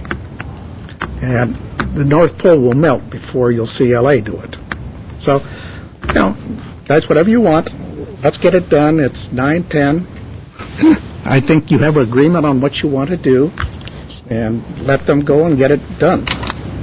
Thank you. Councilmember Yusefian and his hand up first, and then, okay, Councilmember Quintero, and then Councilmember. Oh, everybody's back in I'd like to again. make a couple of points. First of all, the pet adoption program continues. It has continued for a number of years, and so the pets continue to be adopted without one city council member as part of the program, which, by the way, the logo was then transposed to the political signs that the council member used on his campaign. The very logo that the public was seeing on the public access Channel 6. And then to the issue of the Dreaming of Roses, I'm not accusing you of anything, and I never have. I have never accused you of anything. But let me say that we have never had, the residents of this city or this city council or anyone else, we have never had a full accounting of the Dreaming of Roses, whether this nonprofit was created a year and a half ago or has been in existence for 5 years or however long it's been. You have never provided an accounting. You have never shown the money that was received from the various contributors, and you've never shown the expenses of that organization or that whatever it was that existed prior to the nonprofit. Had you done that years ago, you would have put it all to rest, but you never have, and you haven't to this day. So until you do that, I think there are people that are always going to accuse you of all of, I know you have personally not taken any money, but it doesn't matter. You've never provided an accounting to the public. So until you do, it's always going to be a cloud over your head. That's just the way it is. So be it. Well, and that's what I mean. When you say so be it, you're basically saying that you don't need to provide an accounting to the public, and I disagree with you 100%. It's a private organization, and I do not think by law that I have to. Okay. Councilmember Youssef. I think Mr. Quintero covered some of those. I'd like to also remind people in 2001 when Mr. Quintero and I were running, it's true, Mr. Weaver's signs were exactly the same thing that was appearing on GTV6, Weaver's Doghouse. The same logo was all of his banners. Furthermore, the Glendale Humane Society, at the time, the executive director, who happened to be a very close friend of his, sent out over 17,000 pieces of mailers to all of us, which I also received one. My parents received one, which says, Mr. Weaver is the greatest person on the planet. When it comes to helping animals, we want you to vote for him. That organization happens to be a 501c3. It is illegal under the state law to let a 501c3 take a position on a political campaign. Nevertheless, that happened. Regardless, after we got elected, we were fair. We said we are not going to allow any council member to be any TV shows that this city produces. That also included all of us. So it wasn't that we only took it away from Mr. Weaver, we took that away from all of the council members so there won't be a further abuse. So let's not forget that. And I do not have a problem with Mr. Weaver going out there and asking money for Dreaming of Roses. He can go to Margaret and ask money. He can go to Nancy Kent, ask money. He can go to Mr. Mulhill and ask money, but he cannot go to Parking Concepts and ask money because they have a contract with us. Okay? He cannot go to a developer and say, I want you to pay $10,000 so your daughter can sit on the float while the same chairs are being auctioned off later on, while that developer has a project in front of us pending while he has to make a decision whether it's approved or denied. That's where the difference is. There's 207,000 people in this city. Mr. Weaver can go to any of them and ask for as much money as he wants, so long as they do not have a project in front of us, or this council has to make a decision for them, whether it's their house, whether it's a conditional use permit, whether it's a variance, or anything of that sort. Outside of that, I never was against that. I think Dreaming of Roses was great. By the way, it wasn't as bad as he makes it. I was on the board. We used to make $30, $40, sometimes $70,000. We had tournaments, we had golf tournaments, and so on and so forth. It's true. I will give him what credit is due. He did come in. He did create the organization. He did do fundraisings. But the issue wasn't the fundraisings. It was the method. And some people that, in my personal opinion, and I think a lot would agree with this, I felt it was unethical for me or anyone in this council to go and ask someone who has a multi-million-dollar project in front of the city and says, I need your help for this. And that person, what is he going to say? No, Mayor, I'm not going to give it to you. Or, no, council member, I'm not going to give it to you. Would you do that? Ask that question from you. If you were asked and you had something in front of the same individual who's going to make a decision on whether or not you get a permit or you don't, what would you do? And that's the question. Now, some people have the fortitude to say, heck no, I ain't going to give you a dime. But most people say, you know what, if I don't give this money, there's a good chance I won't get the approval. The council member doesn't even have to say that.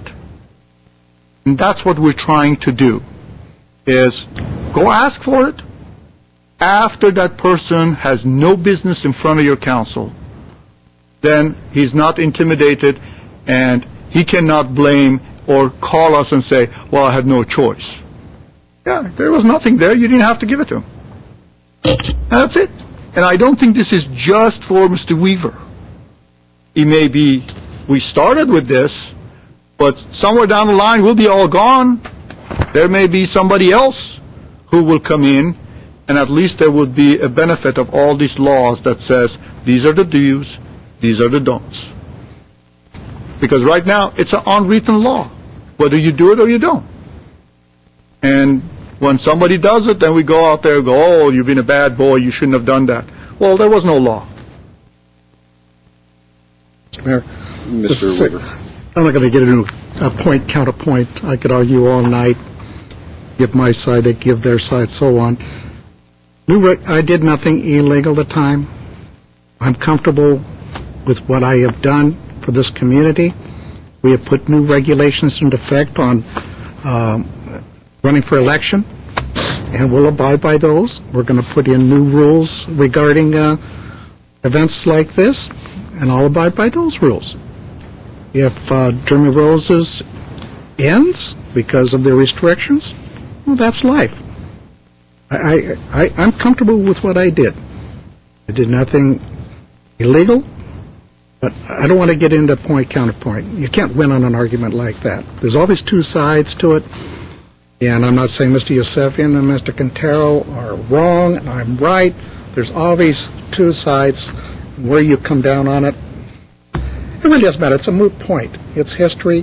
I think you guys have all said what you want the city attorney to come back with.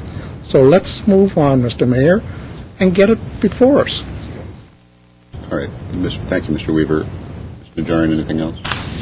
Anything else from the council? Mr. Howard? Well, Mr. Mayor, members of council, again, not to beat this horse, but I do need, because I'm looking for some real specific clarification. So are we, Mr. Howard. Believe me, I know that. On the consensus issues, the issue involving trying to mirror the campaign contribution ordinance on the issue of applications that are pending in that ordinance, we did not include housing authority because under state law, housing authorities, you cannot contribute to a member of the housing authority more than $250. This is different, and I included housing authority in this ordinance. Do you want housing authority included? Okay, and then that was one question, and then that's it. Oh, I'm sorry. I want to make it clear. I heard a couple of councilors. That's it. Well, I heard a couple of councilors note that they want to add the other elected officials to this order, to the treasurer and city clerk. Correct. If it's ethical for us, it's ethical for them. And I want to make sure I have that clarification. I think it should actually be a lot more rigorous for the city clerk. Hey, you want to go for the since school he's board not and the board here. of trustees? That's the last question. Thank you. Right. Next. All right, you have what you need, Mr. I believe I do. Yes, sir. Thank you. All right, thank you. Let's see. Well, Ms. Buchanan, Assistant City Clerk, where are we? I have no idea. I think we are at oral communications. I think we are going to oral communications. We've had a lot of that already. Very good. I don't have any cards, so if you could pass them on to me, I would appreciate that. I certainly will. I know they're out there, so. Okay, thank you so much. All right. Thank you. All right. The item for oral communications was read earlier, so let us go to that point. Our first speaker is Dottie Yelsik, followed by Natasha Woods. Excuse me, Natasha Woods. Dottie Yelsik, resident of Glendale. Boy, that was a hard one, you guys. I'm going to wrap this up as soon as I can. I'm still on this case of the incident in Verdugo Park on September 21st, where a plainclothes security guard approached a group of about 10 to 15 people that I was with, told us to move our vehicles out of the lower level parking lot of Verdugo Park, or else we would not have access to them until 6 o'clock at night. Now, you've all heard that for the last 4 weeks, and well, this is the 4th week. And I received a phone call, or a voicemail message from Sergeant Thomas Lorenz, and he said that it would be up to me, because I was the first-hand contact, to file a complaint against this officer, or this security guard. Now, the police department has that information. The city council has access to that information. Why is it up to me to file that complaint?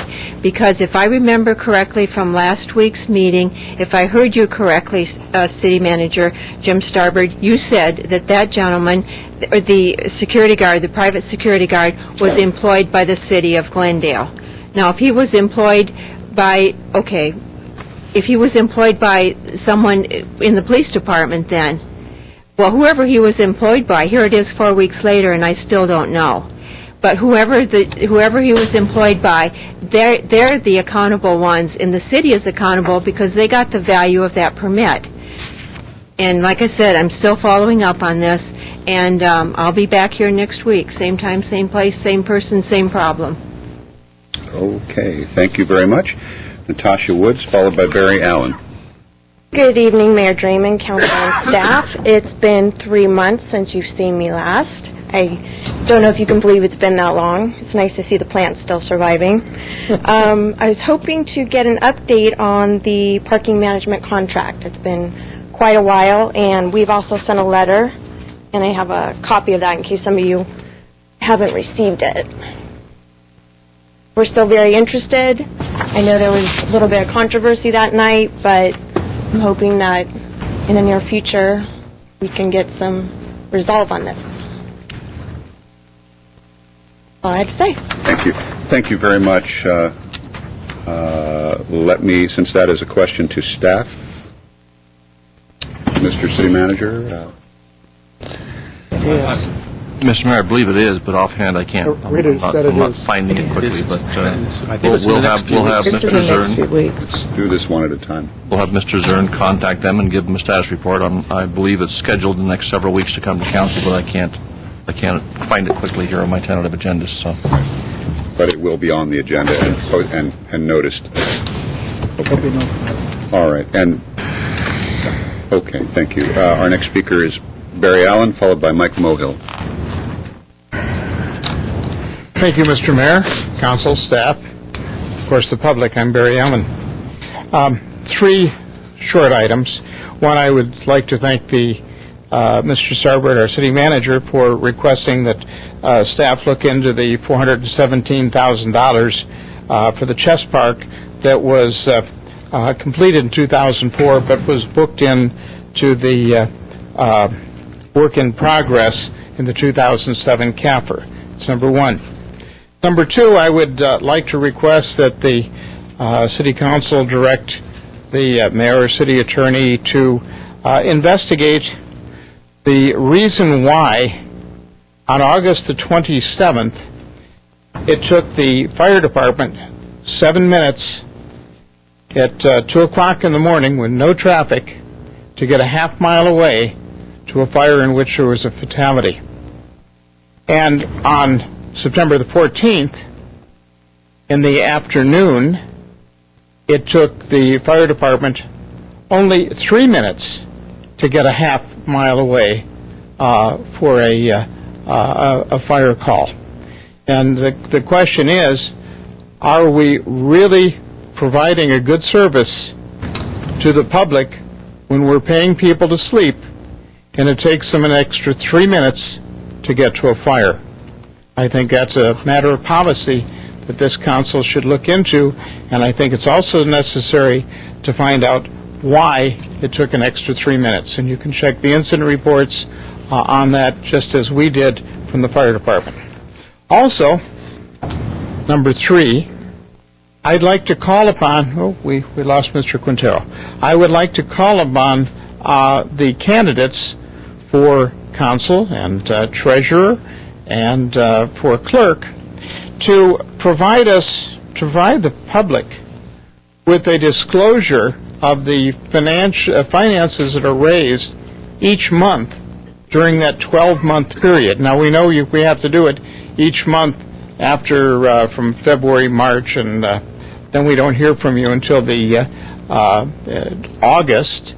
So I think it's important that the public know where the contributions are coming from, the amount, so that we can understand if you have a matter coming before the council, the housing authority, or the redevelopment agency from someone from whom you've received money. So I'm asking, because the campaign finance reform ordinance did not require that, I'm asking each of the candidates to voluntarily do that, and I ask the council to look at amendment to that ordinance that would allow and require monthly reporting during that 12-month period from September to September of each election year. Thank you. Barry Allen. Okay, thank you, Mr. Allen. Mike Mohill, followed by Margaret Hammond.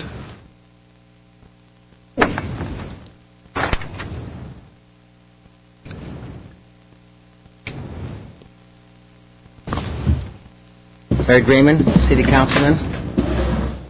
Did a lot of soul searching this past week as to what's going on in the city this past year and a half and the leadership of our city manager.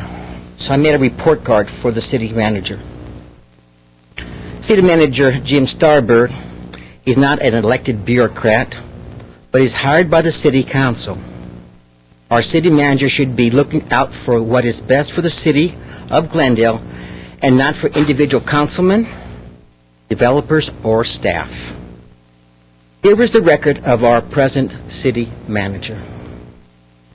During his watch, the city has spent $197 million more than the city took in during the 6 years ending June 30, 2007. During his watch, the city raided the Glendale Water and Power Department for $134 million to pay for city workers' salaries and benefits. This money was transferred from the GWP into the city's general fund. City utility rates went up 10% in 2002 and are going up to an additional 30% by 2010. The GWP bonded more than $160 million in debt to make up for GWP shortfall. $100,000 Club paid 523 city employees having salaries not including benefits and pensions of over $100,000, while the average per capita income in Glendale is only $45,000. Glendale Managers Association, during Mr. Starbird's watch, formed a union. During Starbird's watch, the city's reserve dwindled from $600 million to $143 million, a shrink of $170 million. The city's debt increased principal and interest to over $1 billion and is still counting. The city bonded debt increased 400% between fiscal year 2002 and 2009. During the past 6 years, the city population has increased only 3.5% to 207,000 residents. But we have increased under Starbird's leadership the number of city employees by 200. This means that the city has a greater responsibility for additional salaries and pensions. During the same period of time, the city general fund budget has more than doubled from $80 million to $160 million plus. And the general government expenses has increased a whooping 110%. Given the GWP has bonded for $160 million, dwindled city reserves, excuse me, by $170 million, and the fact that the city had already spent $197 million more than it had taken in, the city still decided to purchase Rockhaven Sanitarium for $8.5 million. A special assessment tax for the locals, rather than assessing all the city taxpayers, would have been more prudent. The new police building was a major embarrassment for the city, police department, planning department, and taxpayers. The project went over budget by $15 million due to mismanagement from the top down. Individuals who had no understanding of construction were in charge of the project. The city had to pay Ray Wilson Construction Company $4 million in a lawsuit, and the city had to pay out an additional $5 million for an outside contractor to finish the job. A sexual harassment judgment against the city and police department for almost $6 million. The city went to trial and lost by a vote of 10-2. 3 women police officers charged sexual harassment against another male police officer. Mr. City Manager, in your own office, Councilman Weaver sexually harassed personnel twice, and you never blew the whistle. Gladys Street mudslide could have been settled for half the lawsuit of $9.5 million. Instead, the city litigated and lost. City sidewalks are crumbling, as well as a number of reported streets needing repairs. The city has failed to have an aggressive repair program, setting up possible lawsuits in the future. City libraries had their... Are you going to be concluding shortly? Yes, very short. City libraries had their hours shortened. City parks lost personnel. Police monitors at the schools were eliminated, and other services have been shortened or eliminated. Banquet Hall. The city has lost a criminal action lawsuit against the Montrose Collection Restaurant. Now, according to the Glendale News Press, the owners are planning to sue the city for deprivation of their civil rights under the color of law. I do have to ask you to conclude, Mr. Last paragraph. Time to say goodbye, Mr. City Manager.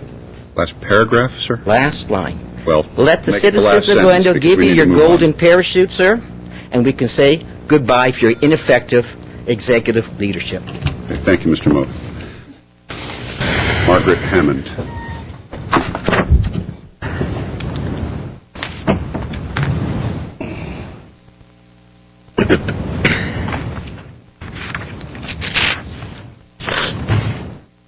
Good evening again, Mr. Mayor, members of council, staff, and audience. My name is Margaret Hammond.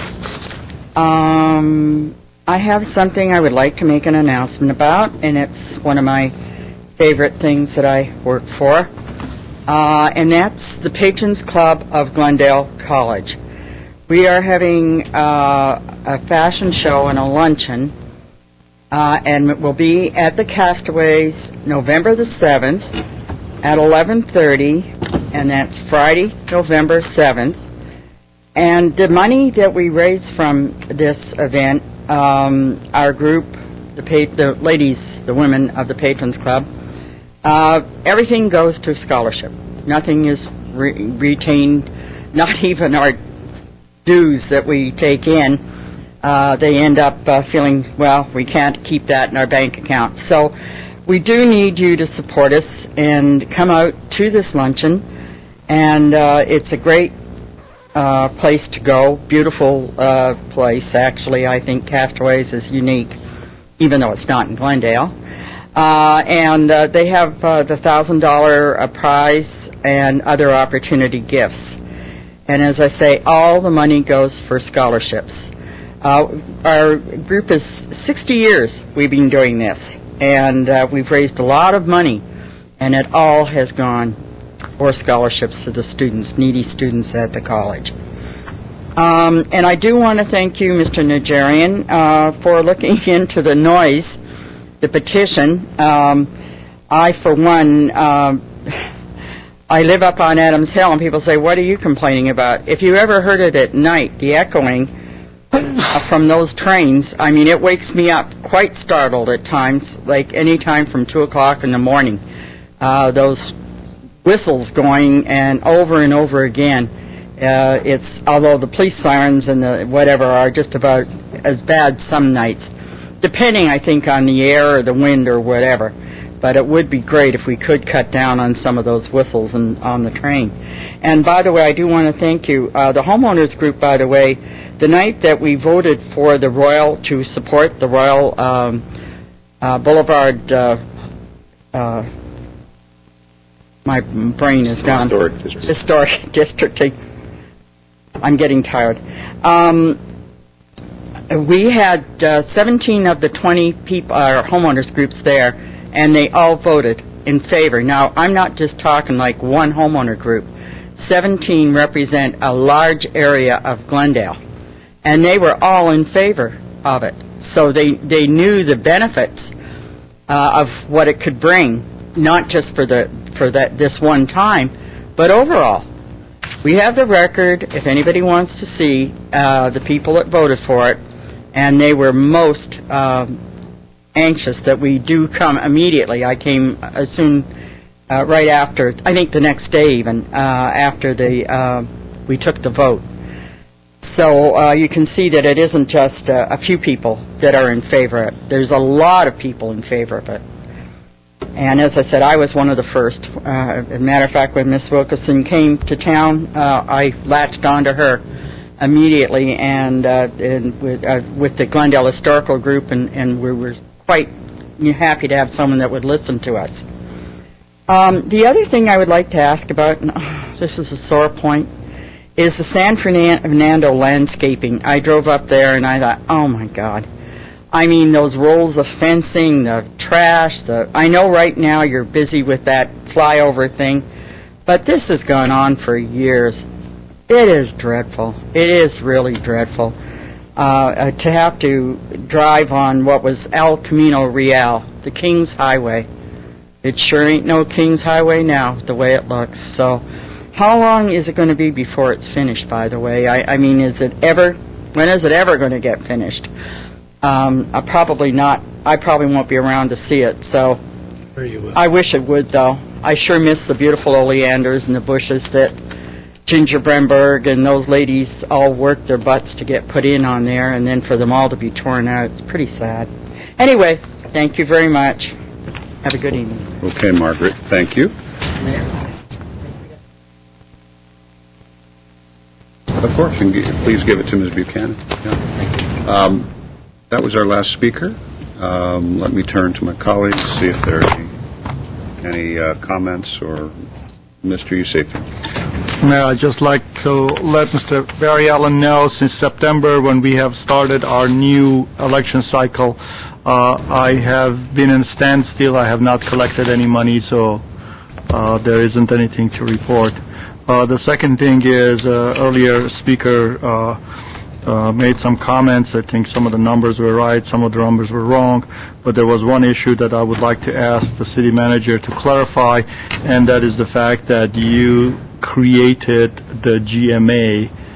Could you explain some of the state regulations and how a union is created? I'm not sure Mr. Mohill stated that I created the GMA. My sense was only that it was created on my watch. Employees in the public service have the right to come together for the purpose of collective bargaining and to be represented. The Glendale Management Association is no different than police, fire, and general services. They chose to so organize, and I don't recall the year. I think it was probably 7 years ago, something like that they organized, and to this day are represented under the Myers-Mellius-Brown Act as the Glendale Management Association. Could you have stopped them from doing that? No. Thank you. All right. Councilmember Najjar, anything? I'm pretty brain dead at this point. Okay. All right. Mr. Quintero? It's only 9 Mr. Weaver here. Let's, if we could, and Mr. Zern isn't here, but perhaps Mr. Starbird, just for Margaret's sake, she may not have been at the meeting the other day where we were dealing with San Fernando Road and the landscaping and where that is at this point. And I actually wasn't here either, so I also missed the update. We approved another $13 million to do the job.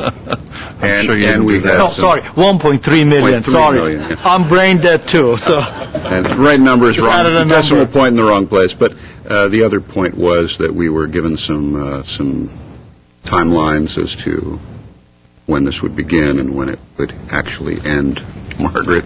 So don't give up hope. We still all may be walking upright when we see landscaping down there. I have a quick question.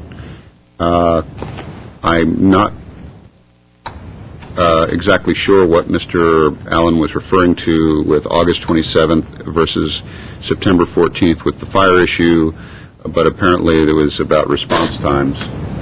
And perhaps when we come back, we can have an answer on that. Maybe we can get somebody from fire or Mr. Starbird to answer that question. You were raising your hand, I thought. Oh, yes, if you're done. Oh, yes, I'm sorry. Yes. A couple of items, Mr. Mayor, while we're on the subject of Mr. Allen. I'd like to have the city attorney look at the items that Mr. Allen continues to display on the back table, I think in direct violation of the city's policy, and ask him to remove those if indeed they are inconsistent with our policy, again, that is posted right above the items that he leaves on the table and seems to each week in spite of that. To Ms. Yeltsin, I'm a little uncertain as to what her request is. Stuart Tom, Sergeant Tom. It is Tom getting Lorenz, late. it is. Sergeant Tom Lorenz has spoken with her, and you recall last week I noted the police department's investigation into the matter. Her first implication was that the private security guard was impersonating an officer. The police department did investigate that and found no basis. I did note then that I didn't say the city employed the individual. I said they were hired by the firm that utilized the park at our behest as a means of reducing their costs for otherwise having to provide sworn police officers, although we, in addition to the private security, did have 2 officers assigned to that event, and the city was reimbursed for the costs by the group utilizing the park. And I noted that the officer had all the various certifications required to be armed, to carry a baton, and to carry mace. The individual in question and the company was spoken to by the police department because when he approached Ms. Yeltsin, he did not have on his security shirt as he should have, and the view was that he could have certainly have spoken to her in a much more customer service manner. Beyond that, I'm not sure how much more we can do to respond to her questions. Okay. All right, thank you. Are there any other comments? No. Can I entertain Move to adjourn. Second. Adjourn.